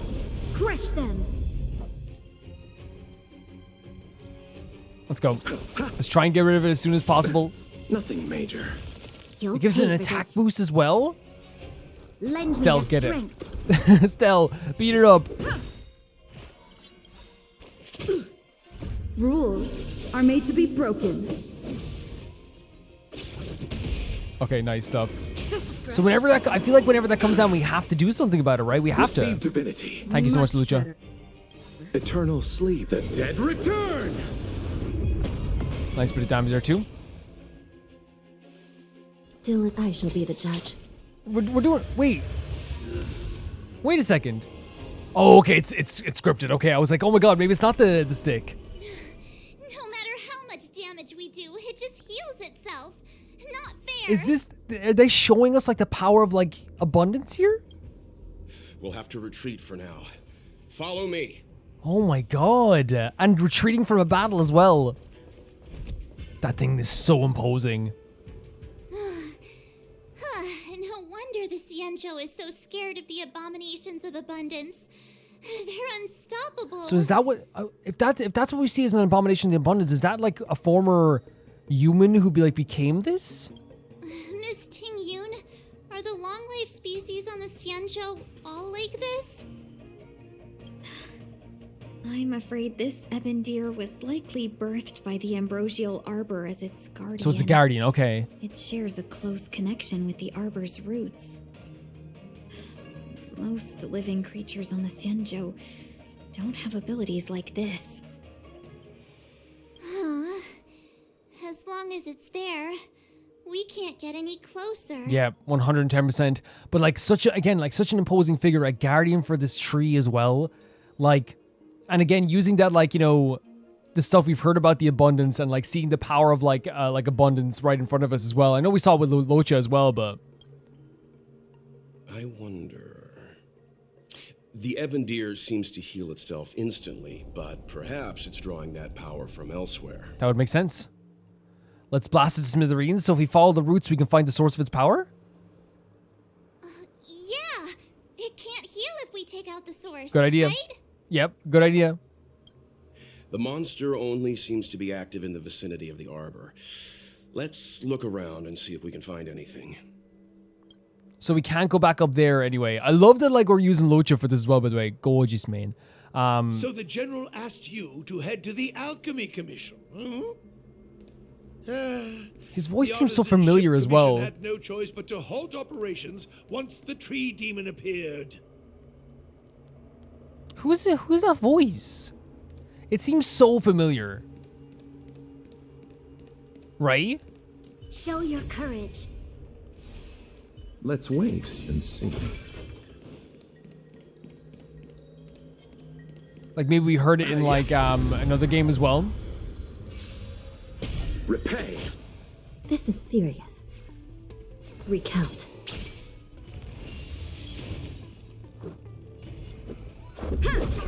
You'll pay for this. Yeah, we might as well just I'll go see you off. ham on destroying some of these guys as well. Because again, we like, oh yeah, we have to use This battle the... is unavoidable. Yep. Because we're going to have to defeat you twice. By the will of the 10 Lords' decree, hereby ordained. Yeah!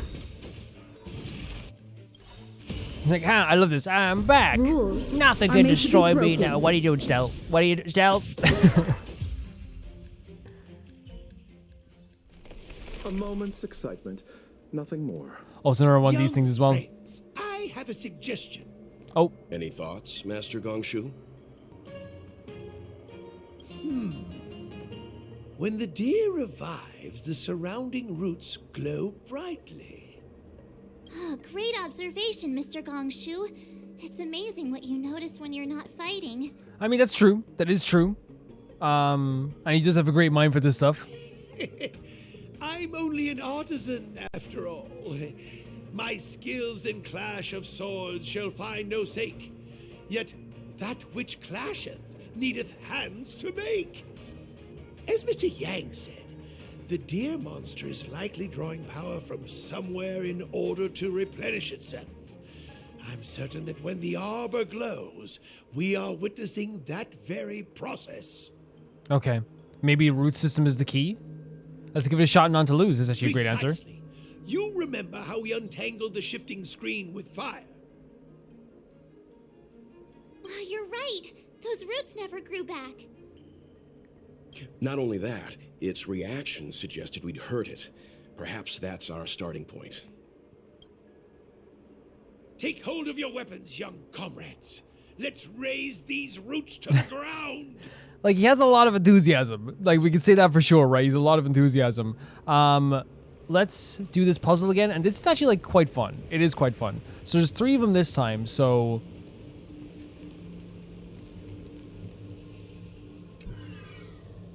No. So wait, that goes over here. So is that pointing towards this one? So we'll go there. No. Okay, I see it now. Sorry, my bad. Wrong way. See, when it says clockwise, it's how a clock goes. So counterclockwise would be the opposite way of a clock goes. But so that's the way we want to turn it. Lessons with Calvin. And where's the... This is where we launch it to then? Yeah, perfect. This place looks so good! I didn't expect it to look like... I know it's a different location, but... Keep going. Such a beautiful location here in the nighttime even as well. Get this chest here. I'm not gonna fight 2 big enemies in one. I feel like there's like, you know, it's some of the stuff I can definitely come back to my own time as well in terms of like fighting enemies in the field, because they do like they're very like nice and letting you go back to these locations after a bit too, which is cool. Like, see, there's so many enemies we could fight here that are big boy enemies, right? They are massive big boy enemies, and I can definitely go back and fight these guys as well. And I have no issue doing that also. Because we already fought one of the big boys too. Unless, like, those are considered... Oh my god, where did we land? Such an interesting location to land, right? Find the 3rd ambrosial chord. Oh, rotate. Oh, and then we head up this way? Very cool. I can't get over how cool this place looks. It's so funny when we first entered this location, my first thought of this was like, oh man, like I didn't think it was gonna look at these, because all we were seeing was like freighter like cases and stuff like this, like shipping containers. And so there's where we have to go. And then like everything changed when we got into the main city area, and now in nighttime, this whole location, these new locations look absolutely gorgeous. It's actually like stunning what we're witnessing. Truly. I shall be the judge. Like, I'm so enamored with all the stuff we're seeing now. That guy's gone as well. Yeah, finding these little guys and getting a few items, like, especially like, it's one of those things where like I'm getting all this stuff now, which is great, right? But there's also the thought process of, it's like, yeah, like, oh, you probably don't need this stuff right now, 100%, but down the line, having this stuff to exchange for other stuff, I feel like is going to be like really, really good. You know, it's gonna be really, really good. What the hell is this? The way that like there's like electronic tapestries and like so many different locations. Like, what is this? Like, this looks like a place where we're gonna have to go or something, right? Or is this just literally locations in this game that like you just have to traverse yourself? Like, I know there is like places like that in Genshin too. No, that's it, right? That's maybe a shortcut to get back to the rooted area, possibly. Because we can't get over here, so we have to go this way. Maybe. Yeah, it looks so cool, this place. Lucha running with his big boots. Let's wait and see. Show your courage. Not that we need all this stuff, but still.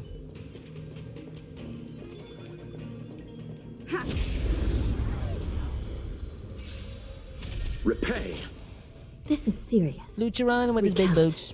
He's got big boots, he's running. That's why we love Lucha, got the big boots. Yeah. You'll pay for this. Yeah, we don't. Yeah, we're not gonna do like a lot of buffs with this, as always with these guys, because they don't take a lot to like end. I shall be the You know what I mean? It's actually like pretty okay. Yeah, there's no point in doing that anyway. But I like getting the items. I like having the security of having those items. Reach the end of the story in your own way. So it does feel good that way. I kind of look even how like these like areas in this kind of like the buildings look as well. They all look so freaking cool. That's for health. We didn't need it, but so this is where we have to go as well. There's also a location over here. This is a gigantic area. Like what? Like I feel like you'd spend hours exploring this place, right? Show your courage. Let's get these guys at the very least. I don't know, man. It's pretty wild, like how big these like dungeon areas can be. Repay.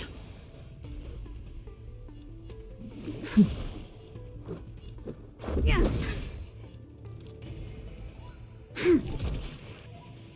We've entered the storm. They're gonna come back unless we do the Locha thing, of course. Crush them. I'll see you off. So I might actually do a restore, even though we don't need it, because it will give his power, and then we can just do a Mara Struck. Get the Mara Struck guy right now. The dead return. Just one kill. There we go. And you would be defeated by... No, sorry, wrong. It was actually like Locha. Still in denial? By the will of the ten Lords' decree, hereby ordained.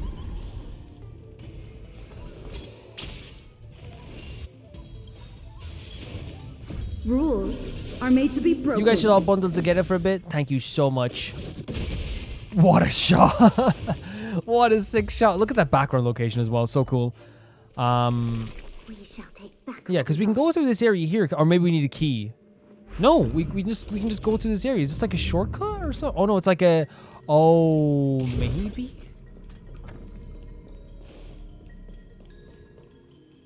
This is so interesting. Oh no, maybe there's like a way to get back over there? This is so interesting to me, like how big this place can truly be, you know? I'm gonna leave this for now. What's over here?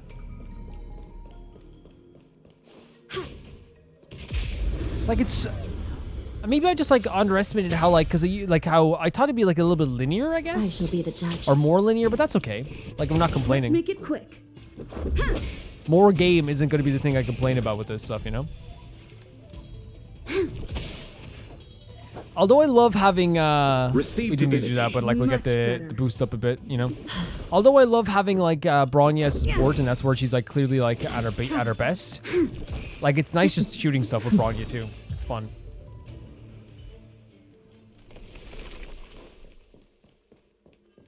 Oh. I kind of want to take out this big boy. It's level 50 Stormbringer.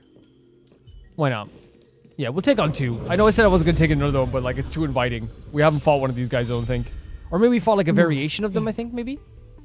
By the will of the ten Lords' decree, hereby ordained. Too inviting. Let's go.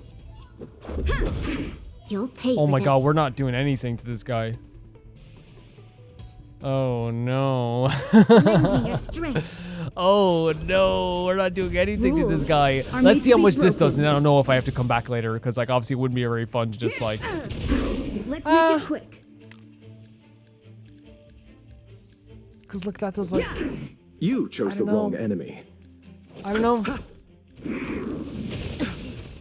Like they're not doing fantastic damage to us, right? We've entered the storm.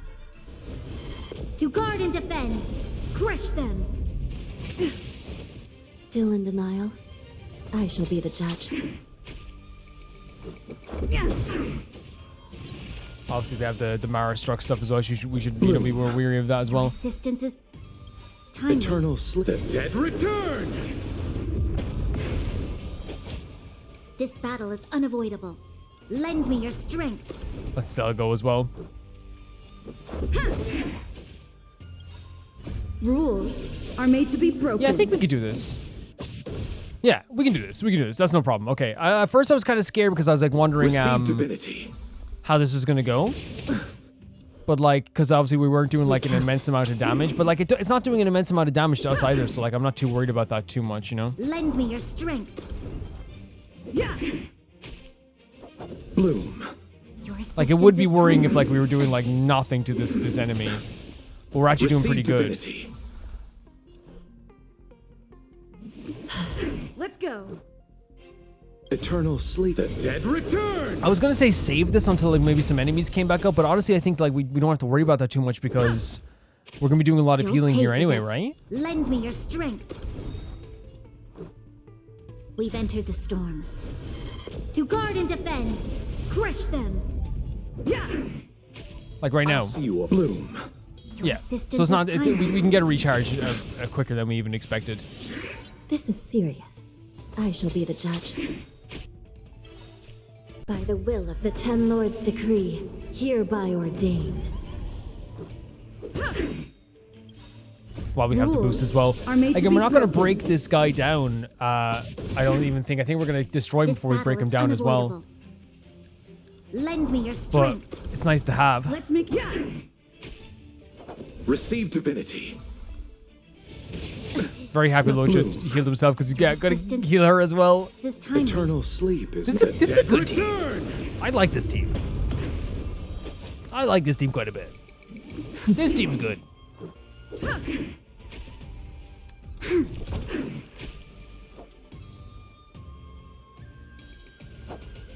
Receive divinity.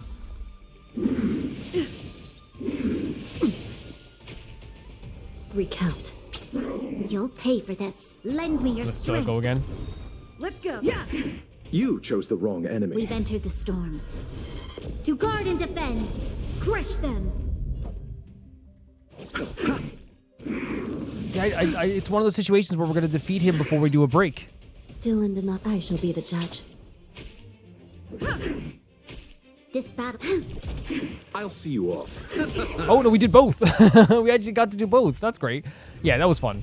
That was fun. Yeah, like I thought like all those other guys in the other place were like all big boys, but they might not have all been big chunky boys. They could have been like maybe normal enemies or variations of those big chunky boys. So we'll probably leave that for now. Man, I really feel like what's cool about this is that like it's very clear that like, you know, there's a lot of places we can go back to and fight some more enemies. Give me a moment. I'll set up the device. His voice is so familiar. I'm wondering if like he was in Trails of Cold Steel at one point.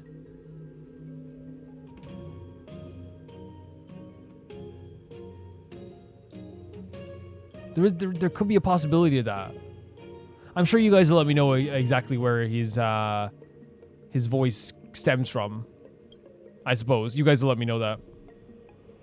I love this puzzle so much as well. Okay, so how many devices are there? Oh god, there's like quite a few this time. So actually, I think turning this one counterclockwise, so that hits that, and then turning this one clockwise, so it hits that. Phew. Then it will aim for this, and then we can turn it this one counter. No, sorry. I might even I'm not good with clock phases sometimes, guys. And there we go. We can launch it. And I think it launches from here. Wait. Where does it launch from? Oh, here. Okay, so it's just a different style, but we got it. Yeah, I love these type of puzzles. Very simplistic, but very fun. I guess we're done. Does that mean we can fight it now? I suspect the ambrosial arbor's root system must have spread far underground. The only thing we can say with confidence is that we removed the majority of those within the bounds of the Artisanship Commission. Okay. Let's hurry, before they have a chance to grow back. I think what's also very cool about, like, So, the next step is... say hello to our very dear friend. Get it? Hoofs of Fun is very good, too. Please never do that again. You love it. You love it, March, and I love you. Yeah, so I wonder if, like, what they're doing with this journey as well. And again, I always, like, wait, is this, like, shortcut? I think it is. I think it is. Because then we just go over here. Look at that. Yeah, so I wonder if, like, the journey we've been on with this professor here is, like, at first you're like, oh, this guy is so, like he's too abrasive and he's too overconfident and stuff. I guess, oh my god, look at the horizon. Oh, this whole place looks so good. Sorry guys for getting sidetracked. It looks so gorgeous. But yeah, but then like you start to realize, oh, this guy's kind of like a genius. You know what I mean? This guy is very smart. He is very good at what he's doing. He's very knowledgeable. This is also really pretty too, isn't it? With the, I guess it's like the tapestries they have as well. Like the woven stuff, but in a way it's kind of more electronic. I like being Lucha on this planet as well. I don't know why it fits so well for me. I know he doesn't come from here, right? But it just works. Oh, look, he's like, ah. I know this is like a big epic creature and it's incredible, right? But it's just something so horror movie about people being like, oh yeah, this is really cool. And then going, okay, there he is. Oh, we should have used our oh, we didn't have anything, I don't think. The roots coiled around the creation furnace. They've withered. I love his voice acting. Excellent. Nothing can stop you now. I'm excited to do this boss battle then. So now there's no healing happening, you know, and we have to just focus on like the beast itself. The smell of sin is thick. I shall be the judge. Let's make it quick. Feels like we're doing a little bit less damage. Do you think so? Lend me your strength. Maybe I'm wrong. Rules are made to be broken. Whoa, maybe not. Oh, I think we're doing less damage. Yeah. No, it's fine. You chose the wrong eternal sleep. The dead return! Break that off as well. Recount. Burden that also at the same time. By the will of the Ten Lords' decree, hereby. She's so cool, isn't she? Hanya's such a cool character. The design, I mean. Go.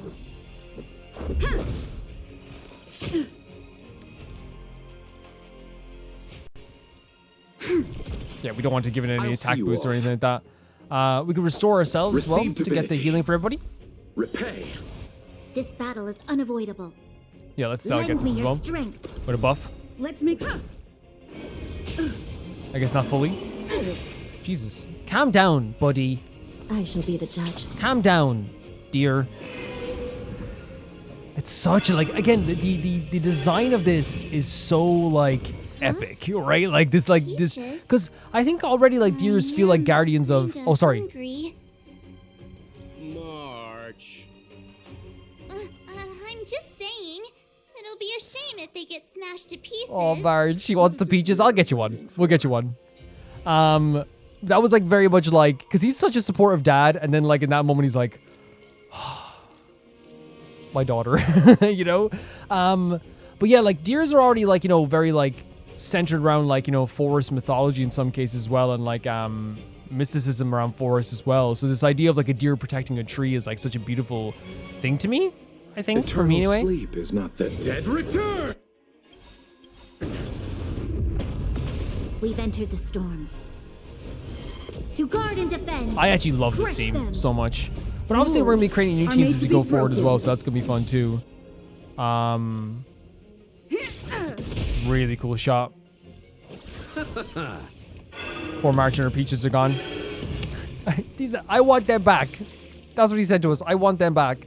This is such a cool looking boss. It really is. This battle is unavoidable. This is serious. Recount. I don't know what the golden one You'll pay does. for this. It's kind of worrying. Lend me your strength. Let's go. Let's not find out, you know? Let's not find out. Let's try our best to not find out at all. Still in denial? I shall be the judge. Defense is up, as you can see it there as well. Let's restore to get, like, even though, again, we don't need it that much. Eternal sleep. But it's nice to have for sure. Return! And then we can heal Let's make as it every quick. time we attack as well. Yeah. Rules. Is are he made gonna to summon be another one broken. after this turn? Maybe. Such a nice shot. Yep. Battle is Oh, look at the unavoidable. flowers. Yeah, they're so pretty. Lend me your strength. Let's go. It's getting weak. Quick, finish it off. I love the little insert there 10 from Lords March. Decree, hereby ordained. It makes the battle feel so lively too, right? Oh, summon another one. 3 of them. So it's doing a counter on us as well. Yeah. There we go. Such a cool looking boss. And I love that we had to use strategy and the intelligence of this professor to like do this as well.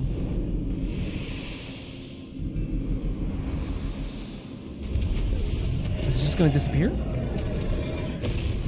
Oh, it is. Oh, but with the Mara struck stuff, right? General Jing Yuan said the ambrosial arbor was an unfathomable celestial blessing. An unfathomable celestial blessing. At first glance, that deer could have been an ordinary life form, but the ability to heal such grave wounds in an instant, I think I finally understand why the Xianzhou decided to follow the hunt in eradicating the abundance. Is it that like this is like it just upsets the order of everything? It upsets the natural balance of things? If immortal creations were left to spread their branches and roots throughout the universe, entire ecosystems would collapse. Okay.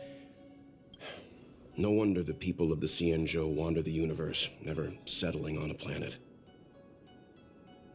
That actually makes a lot of sense then, right? If they're like, if they don't have their own planet, they kind of made their own planet with these ships, right? Like, because they don't want the, I guess the abundance to, you know, destroy their own ecosystem so they can always like, but I guess here, like, it's even been affected by that now, you know? You are a man of vision, Mr. Yang.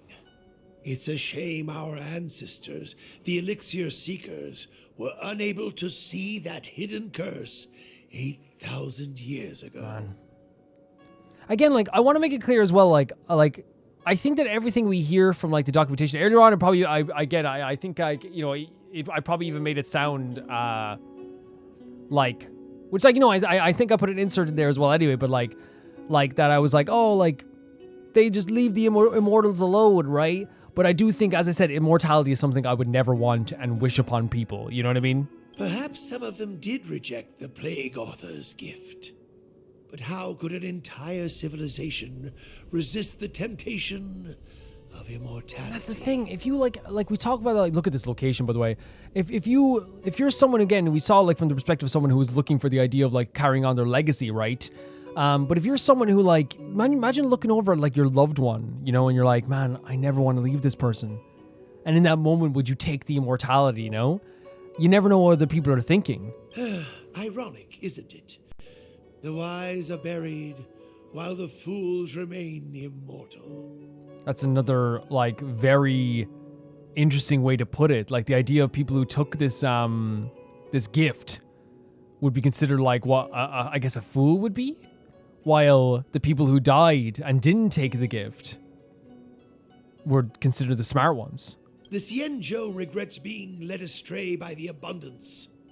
That's why they have decided to embark on the path of the hunt. Maybe it's not too late for redemption.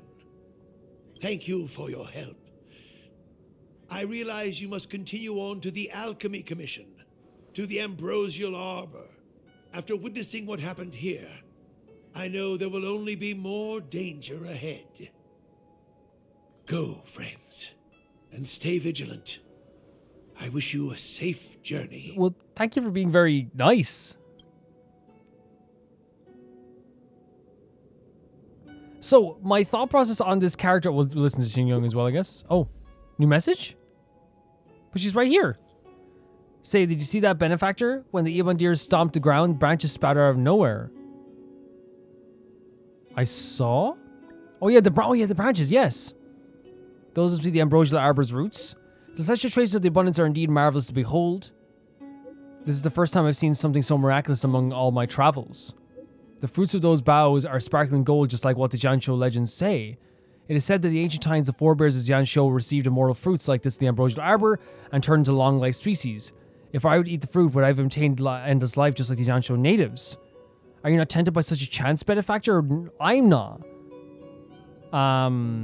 It's a dangerous thought.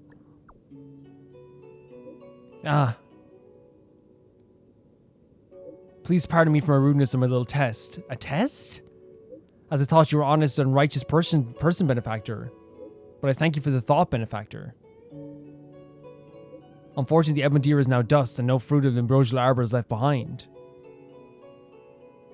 Such opportunities are extremely rare, but they slip away in the blink of an eye, just like life itself.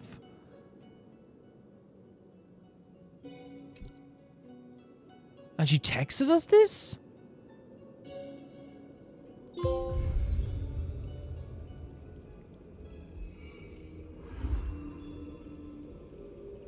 So interesting to me.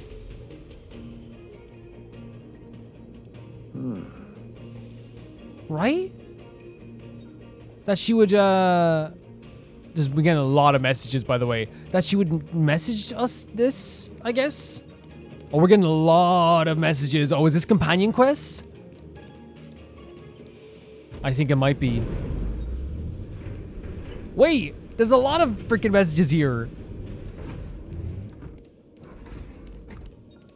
Oh my god. All in a row. So let's read some of these messages and see what we got here also at the same time. So we have the Don Heng one, but we can't unlock this just yet, which makes sense, I guess. We have this one. Cell, I'm Kuji, Chief Secretary of the Skyfaring Commission. The Palace of Astrum is running a small event for visitors to better understand the Xianzhou. Would you be interested? Interested? I'm very interested. What kind of event is it? I don't know if you met him before, but the Skyfaring Commission has a speed tester named Tantan. He'd hoped that the public could actively participate in the traffic management and become more aware of potential road hazards. To that end, he is planning a Xianzhou speed tester experience. There are too few attendees because the event is too boring, so Madam Yukong asked me to help you get more people. Would you mind attending, pretty please? All you need to do is record a traffic flow of Starscream Haven. It's simple work, just stand in lane and count. Must you use people for this? Isn't it kind of a device for the sort of task? Sounds inefficient to use humans for this. This whole part is this whole thing is mainly about participation. It's an experience for people to take part in. It is only when you get involved and count the Starscream traffic flow firsthand that you will get an unforgettable, meaningful experience. So this is unforgettable, meaningful experience. The whole event is meant to provide. Hey, do I have to spell it out for you? You ready to please go find Chan? Okay, so that's a side quest. We have Dahao. Stell, is this your number? I'm official Dahao of the Realm Keeping Commission, Chancery. As you're aware, there have been some minor issues with Loufu recently. Anyways, I'm hoping I can help you with something. I'm busy. Really? Sorry, you might have misunderstood. I meant if I could take some time of your busy schedule to help us. The Realm of Keeping Commission Chancery would be very grateful and will provide appropriate rewards. Please don't spread the following information. After the incident, the General and the Master Diviner drew up a list and want the Skyfaring Commission and us to check out all people who traveled at certain times to certain locations. They suspect someone smuggled contraband onto Loufu. The Commission checked everything against the records and didn't find anyone suspicious, so we're here to ask for your assistance. You think I'm suspicious? No, that's not what I meant. No, not what I mean. The Xianzhou Alliance is not part of the International Peace Corporation commercial sphere and does not share much information with the IPC. For one, we are not linked with their law enforcement system. So is this a companion mission? Okay. If a criminal wanted by the IPC sneaked onto a Xianzhou ship, we would have no means of immediately detecting them. It takes time and effort to send the formal request to IPC to check, so the General advises to seek help from the Astral Express crew to filter the list for any suspicious person. If you can, please bring companions with you to help us go through the data. And the mission is called A Night Stranger. So this is some named character that's going to have a companion mission with us. And there's another one here as well. My apologies for the disturbance. I have something else requiring your assistance. Something the matter? What is it? Remember the time you defeated Marstruck at the plaza and heroically saved the dragon lady? Oh, wait. I remember. Is this a Bailu companion quest? That's true. It was nothing, really. Maybe. Could you please take some time to visit the Relic Key Commission? I'll tell you the details in person. This might be a Bailu companion mission. Very cool. And then we have Asta. Stella, it's been a while. Is everything all right? I heard you've gone to Xianzhou Loufu. I know the Express is there to carry out the Trailblaze mission, but there's a question about the Xianzhou I'd like to ask. Have you heard of a local legend of Xianzhou, a Foxy and Beauty online chat? I'm interested. That sounds very interesting. Sounds very interesting. Send me a link. I'll check it out. I'm not recommending it to you. You misunderstand me. The story starts from a certain staff member. Well, I'm not saying researcher is I'm not saying the researcher is a Foxy and Beauty. This is too confusing. Let's meet in person to talk when you have the time. Can you come back to the space station and have a little chat face to face? I only care about the Foxy and Beauty. I'm not interested in a researcher. I only care about the Foxy Beauty. Let's meet and talk more. I love very straightforward Stella here as well. And then we have Xing Shui as well. So I imagine Xing Shui is giving us another mission. Hey there, I heard from folks in the Artisan Commission say that you helped clear the Ambrosial Arbor coils. You're indeed as saintly as the general says you are. Sounds like you need a favor. That's be all right. Let's just accept it. I'm brave and kind. I love to help others. Great. A brave and kind person. You can definitely help me. Do you remember the craftsman apprentice named Zhenqi from the Artisan Commission? I kind of remember. Then that's easy. I was sent here with the Master Diviner to assist in the Artisans Commission addressing the damages. Everything was going well, but now the situation with Zhenqi is going to be beyond my scope of work. Can you come over to find me? So this is not a companion mission, but we did get 3 companion missions, right? I think. Let me check here now as well. So we got this. This is another one we have to do is Rayleigh Affection 2. This is another one we have to do. A Night Stranger. Oh no, so we only got 2. We only got 2 out of here, but I guess Rayleigh Affection is one we can do now as well.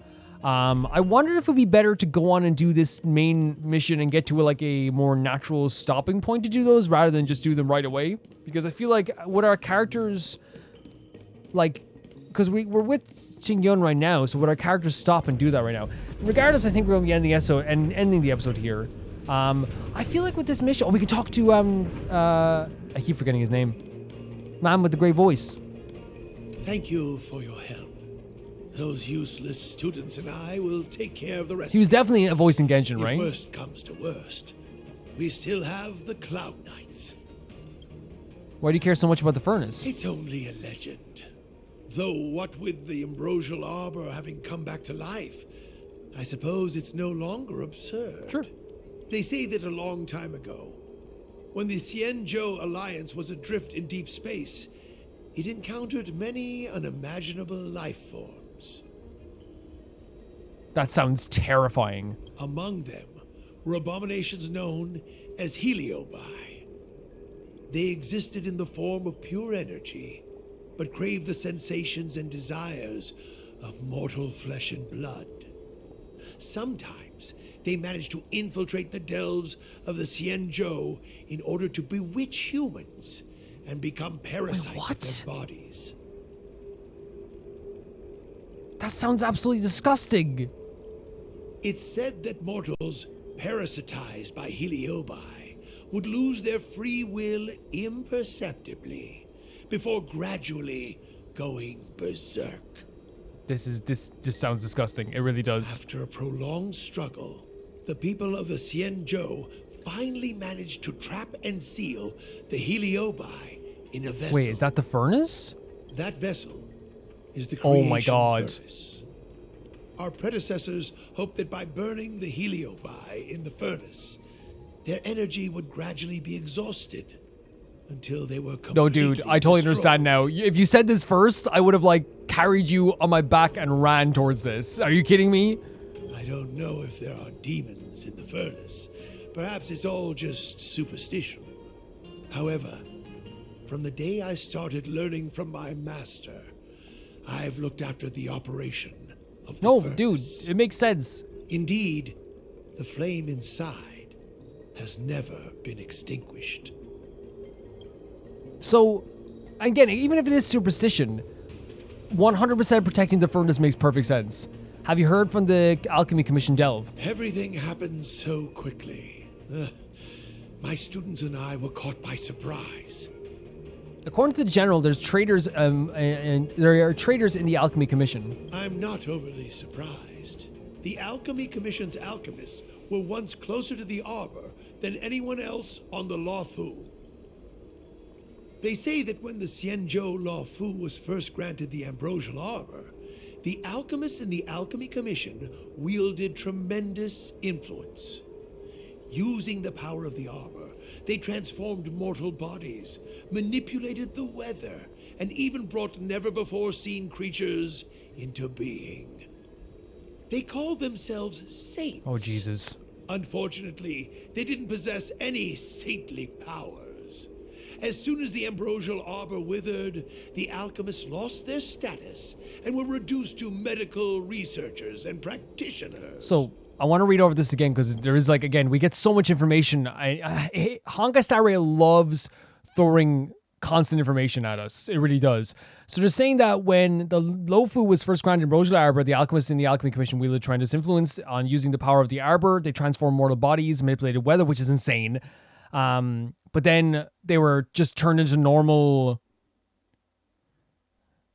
Okay. So it's like one of those things where it's like they in theory were called saints just because they had this like ability, but as soon as like but it was really just the Arbor giving them that ability, and once they lost that, they were just normal practitioners. I'm sorry I'm not able It's okay, to dude. I've grown to actually appreciate you a bit. I've always hated owing a favor. Take these with you. Rewards for your tireless efforts. Hi guys, it's Calvin, and honestly, like, I usually don't do this because usually I like to give, like, I obviously give my initial thoughts on the actual mission itself already, but like usually like I have like more time to, I guess, like, you know, flesh out my thoughts, but I didn't have it yesterday. But what's pretty okay as well is that like I went back and I edited the video that we just had, and I was able to be like, okay, let's talk about all the stuff that we've seen, and I was able to like look over some of the stuff we've seen as well. So I definitely have no issue going over that stuff here with you guys as well. Obviously, I don't do this all the time. Like I like have like this because I like having like an off the cuff idea, then you guys like, you know, talking about it as well. Looking back on some stuff and things like this. But I feel like since I had the chance, because I had to go away for a bit and come back the next day, it was not a bad idea to like, you know, just actually like talk about it here and now with you guys and all the stuff that like I now have a perspective on. So we're dealing, what the general said is that we were dealing with the Sanctus Medicus, and because the actual Stellaron was planted in the Ambrosial Arbor, which was a gift from the god Yoishai, and because of this, he believes that this is like an external threat, but with a knowledge from like a lot of stuff from the inside, which I think is like such an interesting perspective to have and kind of terrifying at the same time. Fu Xuan wanted us to head to the Ambrosial Arbor and exterminate the spirits at the bottom of the arbor, like the roots, I guess. While Jinwan believes that, like, now at the same time that this is the time to strike, because the actual Sanctus is growing desperate, and he believes they're growing desperate because it is this situation where, like, if they attack now, that means they have to attack now. They wouldn't, you know, they wouldn't wait for this long and then just do all this stuff now. So there is like a reason for this. I said, like, you know, what does Kafka think about like the actual Ambrosial Arbor coming out of the ground, and like what is the reason for this? What's interesting to me is like at first I thought like maybe Kafka I very stupid, I not stupidly, but very silly thought like, oh, Kafka like controlled the, like they did something to make the Ambrosial Arbor come out of the ground. But I actually think it's just because they saw this path happening. They saw Kafka getting arrested. They saw Blade coming along at this very moment, and then they saw the arbor like growing, and she knew it was going to happen at that moment. So it says they're going to, like, Jung sorry, said they're going to violate the rules to have us do the job, which is also very interesting because he seems very laid back, while Fushan, like, also, like, seems like she's very, like, by the book in a lot of ways too, which I think is a really, really cool character trait also at the same time. And it's a good, like, contrast with each other as well. And a beautiful moment we had there as well, where Fushan was given control of the Cloud Knights to an extent, kind of finally showing, like, hey, look, if you want to do this, you can do it. I give you, like, some trust. We saw from, like, Xing Shui, there was, like, a lot of trust from the people in the Grand Diviner. Like, there was a massive amount of trust that even when this arbor grew out of the ground, there was people being like, oh yeah, but, like, it's gonna be okay. You know what I mean? It's gonna be okay. Which is, like, you know, pretty freaking interesting to hear about. Like, and again, it also, like, sets up the character of the general and the diviner in a way that is like, okay, we know how the people feel about them in this place. And especially if, like, you know, someone who, like, loves their comforts like Xing Shui, like, it makes perfect sense. It makes perfect sense to show her as a character being like, yeah, I trust these guys. I trust these guys so much. There's also the idea of the long life species, and I think this comes from the idea of, like, what the ambrosial arbor actually is, and the idea of, like, immortality and all this stuff. I believe the tree in itself is, like, hidden in plain sight, and the tree itself has the ability to shape life, as we saw, I believe, with the deer in this episode, and also the ability to subdue death, which is another interesting concept on in of itself. You know what I mean? It really is. And, like, subduing death means, like, you know, it's, you stop death, you contain death, while, you know, creating life means you, like, you know, are able to, like, create something else out of life as well.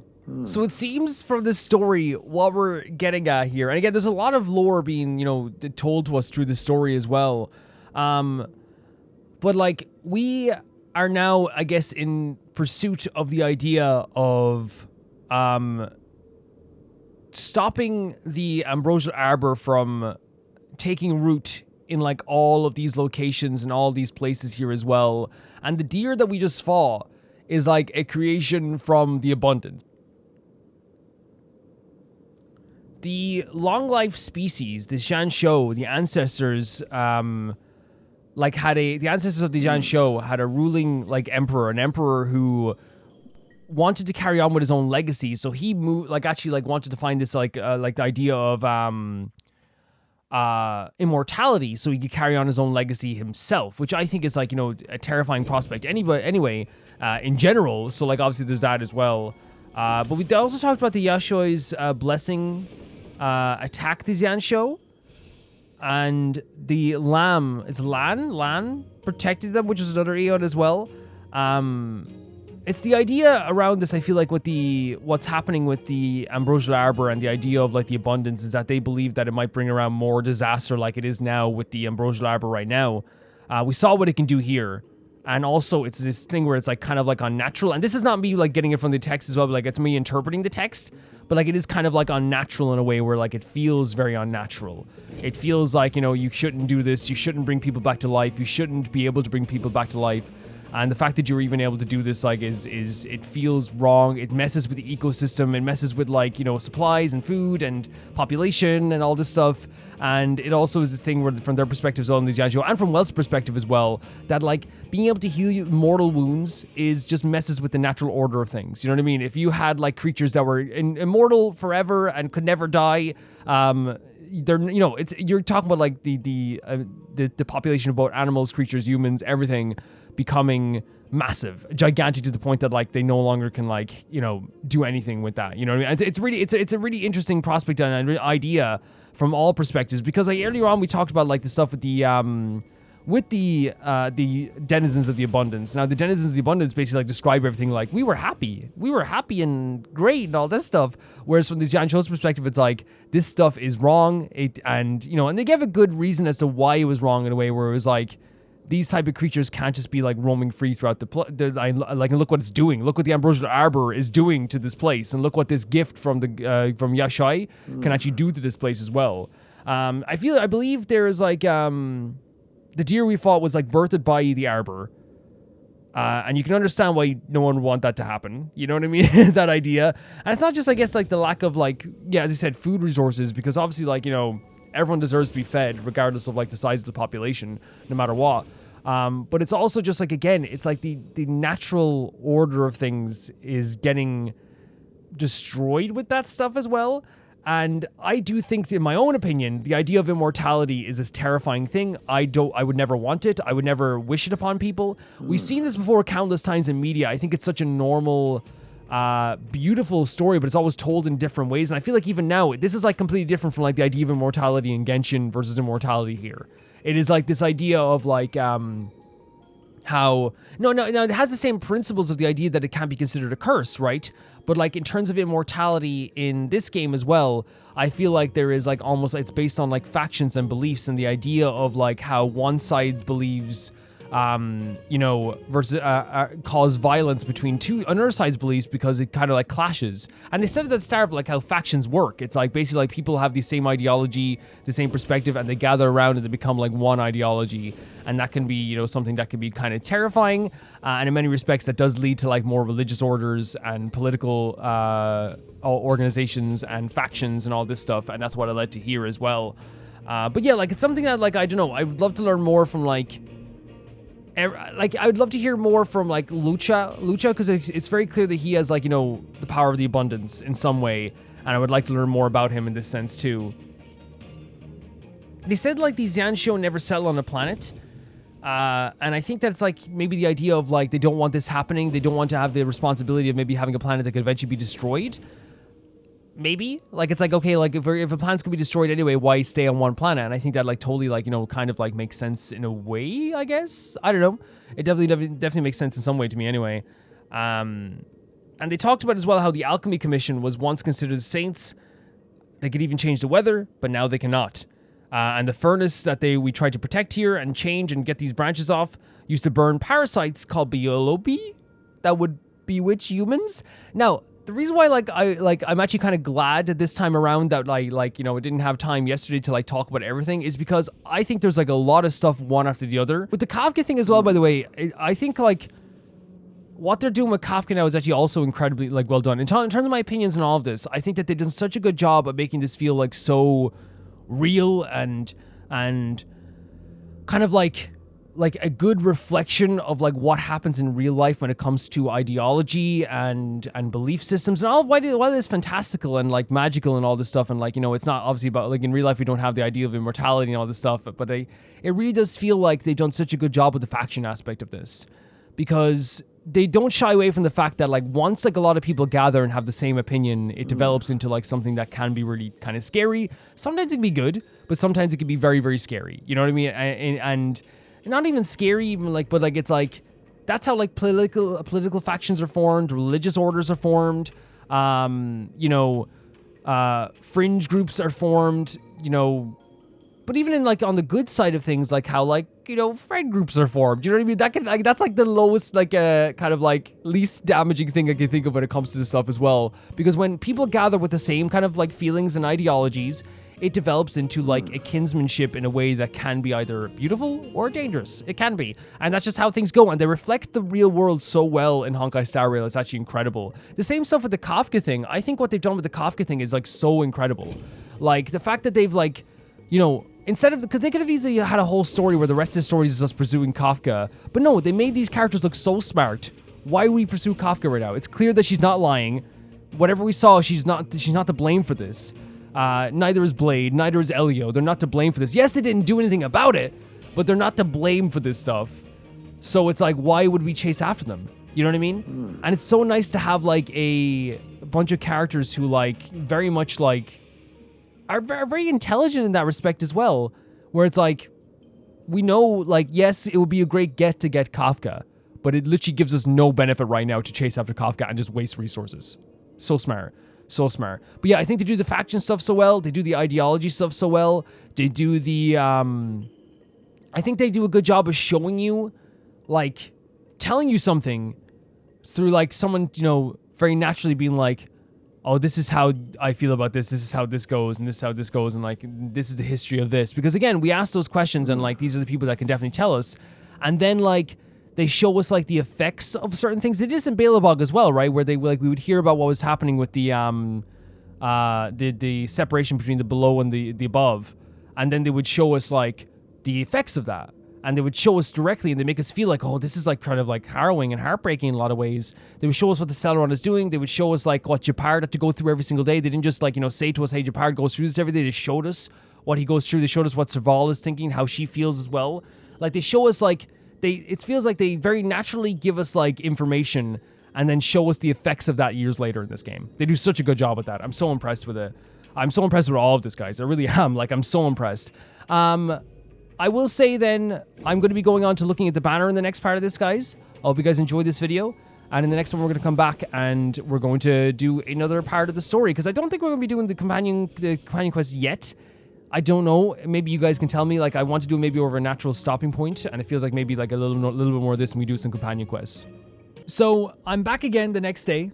As I was earlier on again, and it's the same day as you just saw the post-commentary stuff, but we're going to check out the new banner in this episode. I was going to do it the next episode, but we might as well do it now. Let's check it out. So this is the cat lady we were talking about? Oh my freaking god, it's legit. Oh my, look at the 4 stars. First of all, this cat lady looks absolutely fantastic, but look at the 4 stars. Are you kidding me? How do I view details? No, not that. Wait, how do I take a look at the other characters again? How does that work?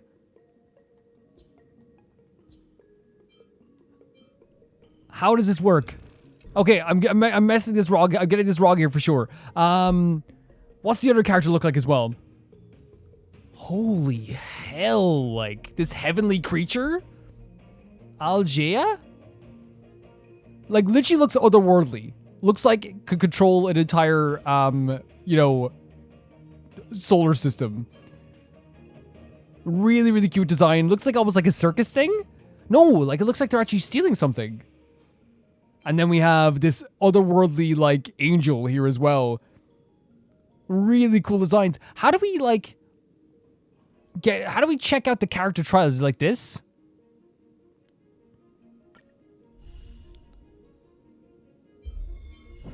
I forget, because you can check out the view details. Here we know. How do you check out the characters again? I remember there's a way you could check out the characters. Oh, like this. Okay. Okay. So we know like who these characters are. I guess we could like check them out here though. Oh my god. Is it like a cat burglar? Because like this is so like, look at this outfit. It's almost like very like muted in terms of the black colors as well. So this is Cypher. The tail is like kind of cute as well. The boots, man, look at that. Like bronze like plated boots. I need to understand what this character sounds like. Because legitimately, like, it could go either way. It could be like the sweetest voice you ever heard, or it could literally sound like Catwoman. You know what I mean? Like legitimately so. And we know what these characters look like. So these are the characters we just met. I actually might like look at this just so we can get Sushang. Like legitimately so, I actually might do this just wish on this to see if we can get Sushang. And this was a character that we saw as well who like, it took me a little bit of time to like really like, get a grasp on the design here, but like the hair is unbelievably cute as well. Should we try for Sushang? For Sushang for sure. And then I guess we can look at the details here as well. Of Algea. Jeez, glowing? Like, is this the personification of just like a star? Like I mean like a star in the sky. It's like so much gold, but like it's, look at the shine. Even their eyes are like shining gold. Look at the lighting on that. What the hell? Remembrance, by the way. Really cool as well. Look at this. There's gold everywhere. How much did this outfit cost? I'm guessing a lot. I kind of want to put 10 wishes on just to see if we can get Sushang. Right? I kind of want to do that.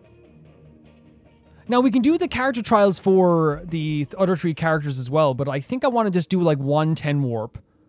to see if we can get Su Shang. Now, the two characters, I don't like. I think Cat Lady like is probably like might be the most fun to have, but then again, like I don't know. We're not gonna get a 5-star in one go, but like if we could definitely try to see if we can get. I want to see if we can get Su Shang. That's what I'm trying to do here. If we can get Su Shang, that'd be very happy for me. I'd be very happy. We're gonna try the trials though anyway. We're gonna try the trials out. I don't want to skip it just in case. I forget that we haven't done this in a while, so. It'd be great to get Su Shang. If we don't get it after like 2, I might like refrain just because I want to get whatever 5-star I want to get. I want it to be like a character I really know, I guess. So if we don't get it after like 2, Lynx, okay, that's pretty good, right? We have another healing character in the abundance.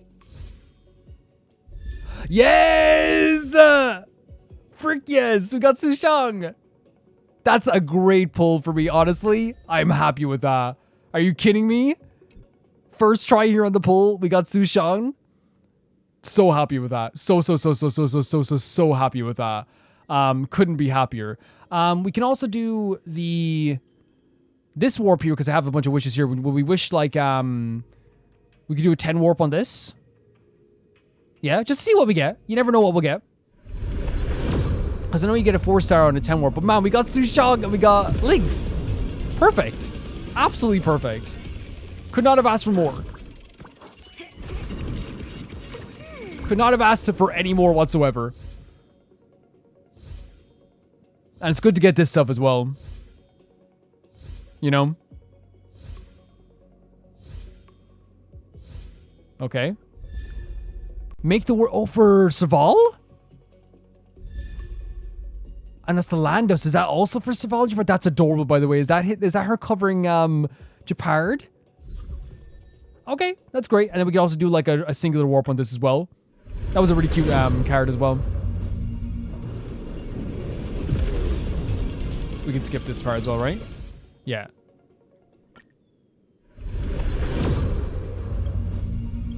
What's this? A Genius Repose? Okay. Very cool as well. Yeah, I'm happy with the 10 warp. I don't even feel the need to like wish on these characters anymore because again, the next time when I wish on a 5-star, because I have a lot of things saved up, I want it to be like a 5-star that I know I truly want to get. Now I can't try out the trials for the main guys here because again, for me, and some people don't know this, like for when I do this type of stuff, guys, I want to how do I say it? When I do a trial, oh, look at these images here as well. They're so cool. These are the warp images, right? So cool. Yeah, when I do these trials and I play these games, I want to see the locations for the first time with you guys and when we get there. That's what I want to see. But we can obviously do the trials here for, is it Shui? Shui? Let's start the trial for Shui. Ultimate Ignore. So their ultimate ignores the target's weakness type and reduces the target's toughness. After reducing the enemy toughness, trigger a follow-up attack. We know what we use Hanya, right? And yeah, we're just going to focus on like the main one here. So the ultimate ignores the target's weakness type, reduces the target's toughness. So is it like able to break without using the weakness here? Let's take a look here as well. Yeah, it is a cute design, isn't it? I think it was just like how regal it looked. Like a royal armor or something. It took me a bit to like really get into the idea of it here. Spirit be gone. That's sick. Oh my. Look at the upward stab. Sorry, I didn't mean to stab those things, but hey. Yield. Really cool stuff. Let's try out this stuff then. What's your weakness? Careful, there's evil. There we go. She's pretty cool. So here we go. So the basic attack is Mara Sunder Owl deals minor quantum damage to a single enemy. I love this image as well. Deal quantum damage to a single enemy and minor quantum damage to the enemy adjacent to it. Deals massive quantum damage is the ultimate. This attack ignores weakness types and reduces the target's toughness. The more toughness is reduced, the higher damage will be dealt. And then we have the talent, which is when Shui or her teammates reduce enemy toughness. With attacks, she gains stacks of karma. When the karma reaches max number of stacks, immediately launch a follow-up attack. Deal minor quantum damage to a single enemy target. Okay. Attacks the enemy after entering battle, deals minor quantum damage. So are we going to get that now? Because we did that? So what we have to know as well is reducing enemy weakness and the quantum damage. The smell of sin. You look so sick. Recount.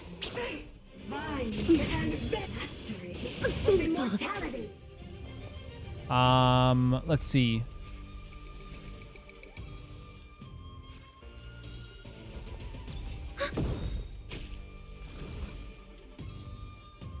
They should put what's her face in the thing again. You're the one that sang again. I'm always new to the character. What's her name? Robin? They should put Robin in again. That was a great time. That was a great time for all of us. I can't spend We my all loved it, weekend waiting. even me. Net markers activated. Time for a good old counterattack. So let's try a blast. She might be very sick, honestly. Legitimately, I think this character is very sick. Be the judge. I'm gonna do this to boost our DPS of this character. Lords, She's even the way she stands is so sick too. Hereby ordained. So let's do a. Okay. Actually, let's do this now. Let's get this moving. Want to see what the move is? Order of the 10 Lords. Execute the Mara Struck. Okay. Execute the Mara Struck. Jesus Christ! Oh, it's not over. Mara Struck. She's so cool. Oh my god, she even had an action hero pose after as well. You know what's so cool about the attack as well? Like when the chains were out there, there was like a hesitation before the move hit, which made the impact feel even like stronger at the time too. Oh, Very cool stuff. that'll take more than medicine. So can we like, Just restore everyone now as well? something. We love Natasha. I think we've seen this before as well though, right? We have. I will remember your kindness. Did we? Well, we saw it now even in slowdown mode, I guess. It's time. You're gonna rise up again. Yeah, she's very fun. serious. She's very, very fun. Recount. I'm going to be building Sushang, by the way, as soon as possible. Probably by next episode, I'm going to build Sushang as much as I can. I'm not sure how much we're going to get there, but I want to build Sushang for the next episode for sure. We could build Lynx as a healer as well on Sushang's team. That might be fun. Nap time. No amnesty for the Mara Struck. Very cool. I actually really, I thought she was fantastic. She was really fun. It's simplistic, but I think in a very good way too. So we've used Sushang before, but oh my god, we have so many items for her to level up. Deal extra damage to enemies. Enemy with weakness break can take action immediately after using an ultimate. That's fantastic. And someone said that she looks like, and take credit in the comments, she looks like a PSP JRPG protagonist, and 110%. Valkyrie profile Lenneth like here, you know what I mean? In the coolest way possible. Looks so freaking sick. Bam. But I love her design. I think she's such a S tier design here as well. What's your weakness? I guess it's probably going to be... Oh my god, the jump attack as well? That's so sick. So Cloud, we did moves her before, right? Deals minor physical damage to an enemy. Deals physical damage to an enemy with a small chance of triggering Sword Stance. If the enemy has weakness break, Sword Stance is triggered, guaranteed to trigger. And the ultimate deals physical damage to an enemy, enhances Sword Stance's effect, and takes action immediately. So Sword Stance is... What is Sword Stance?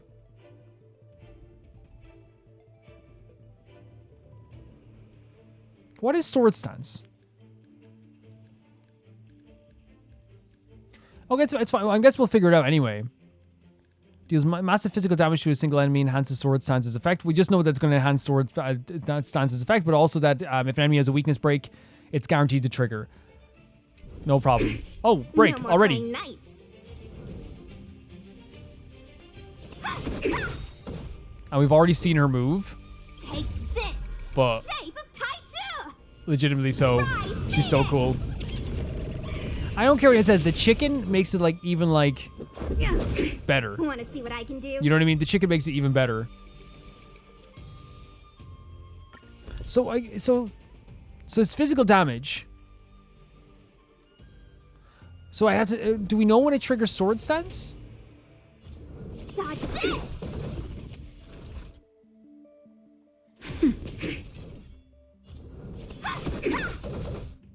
Is that sword stance there?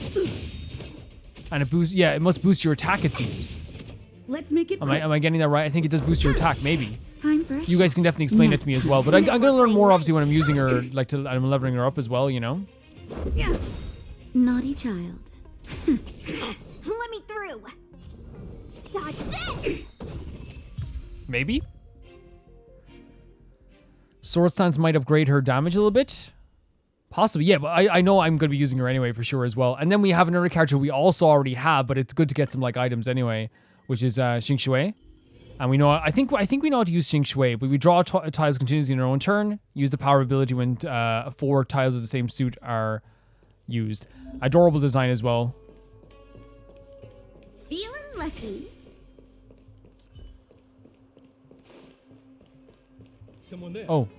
Oh no, we got ambushed in our trial. I thought we could use March as well to like freeze them. So the flower pick tosses dial to deal minor quantum damage. Cherry on top deals quantum damage to a single enemy and minor quantum damage to enemies adjacent to it. Draw tiles is a skill and increase the damage dealt. This turn does not end after this action. And then ultimate damage deals quantum damage to all enemies, then obtain 4 tiles of the same suit. So the talent is, at the start of an ally's turn, draw a tile. At the start of the character's turn, if this character rolls 4 tiles of the same suit, remove all tiles in possession and enhance the basic attack, while increasing the character's attack. After they use the technique, draw a tile at the start of the next battle. I think we know how to use this character, but it's been a bit of time since we used him, a few weeks. It's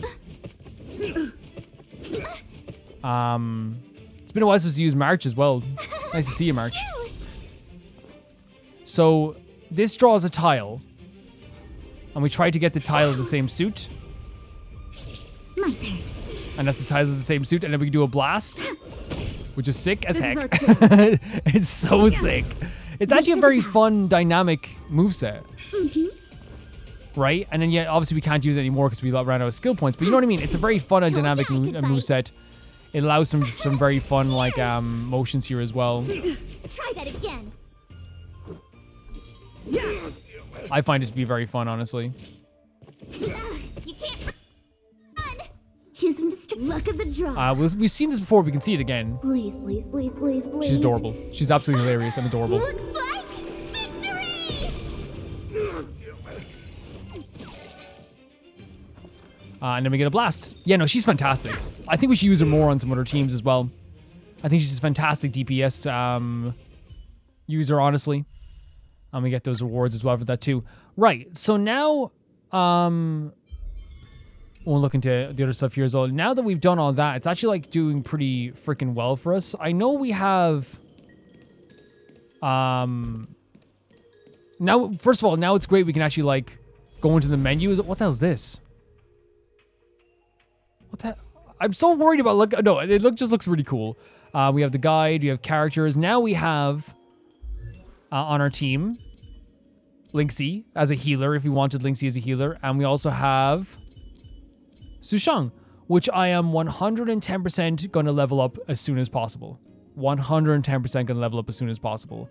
No problem telling you that that's going to happen right now as well. That is doing pretty well for us, guys. I'm very happy with everything that we got here as well. I have had such a great time in this episode, guys, and of course we had the mishap at the start, but it's okay. Everything's all fine. I'm still, you know, very happy with everything that's happened, I suppose, as well. I appreciate you guys so much. Thank you so much for tuning into this episode. If you want to know my thoughts on the banner itself, like overall, like I think I talked about it there, but like this design is really, really like sleek to me, like the actual black like leather and stuff. I guess I didn't expect it. Actually is like a cat burglar, but like literally almost, which is really cool. And this character's like otherworldly, ethereal, angelic, in some ways kind of scary. But still the gold-plated stuff is actually like beautiful as well. Two really like, I think two good character designs as well here as well. I'm not wishing on them because again, I want to save all my stuff for when I get to a 5-star that I really like, you know, to wish on. And that's what we're going to do. But with that, I can say thank you so much for watching this episode, guys. Thanks so much for watching this series. And thank you so much to Never Can Pay the Baby Gangster tier on Patreon. That being, let's see here now. Where's that beautiful list of beautiful, beautiful people? Ty for R2, Jamie Bull, Janet the Banana, The Ghost of Itazuma, Felicious Felix, Yule, Radish, Industa, Death Trap, Lynx Markey, Assassin, True Peanut Butter, Peter Shelson, Heck, Leon, High Kasperian, Jared Beanham, and at the highest tier of my YouTube, Royal Gamer 7 and Blasco. And I'll see you all so soon. And look at our boy here with this casket. Bye bye.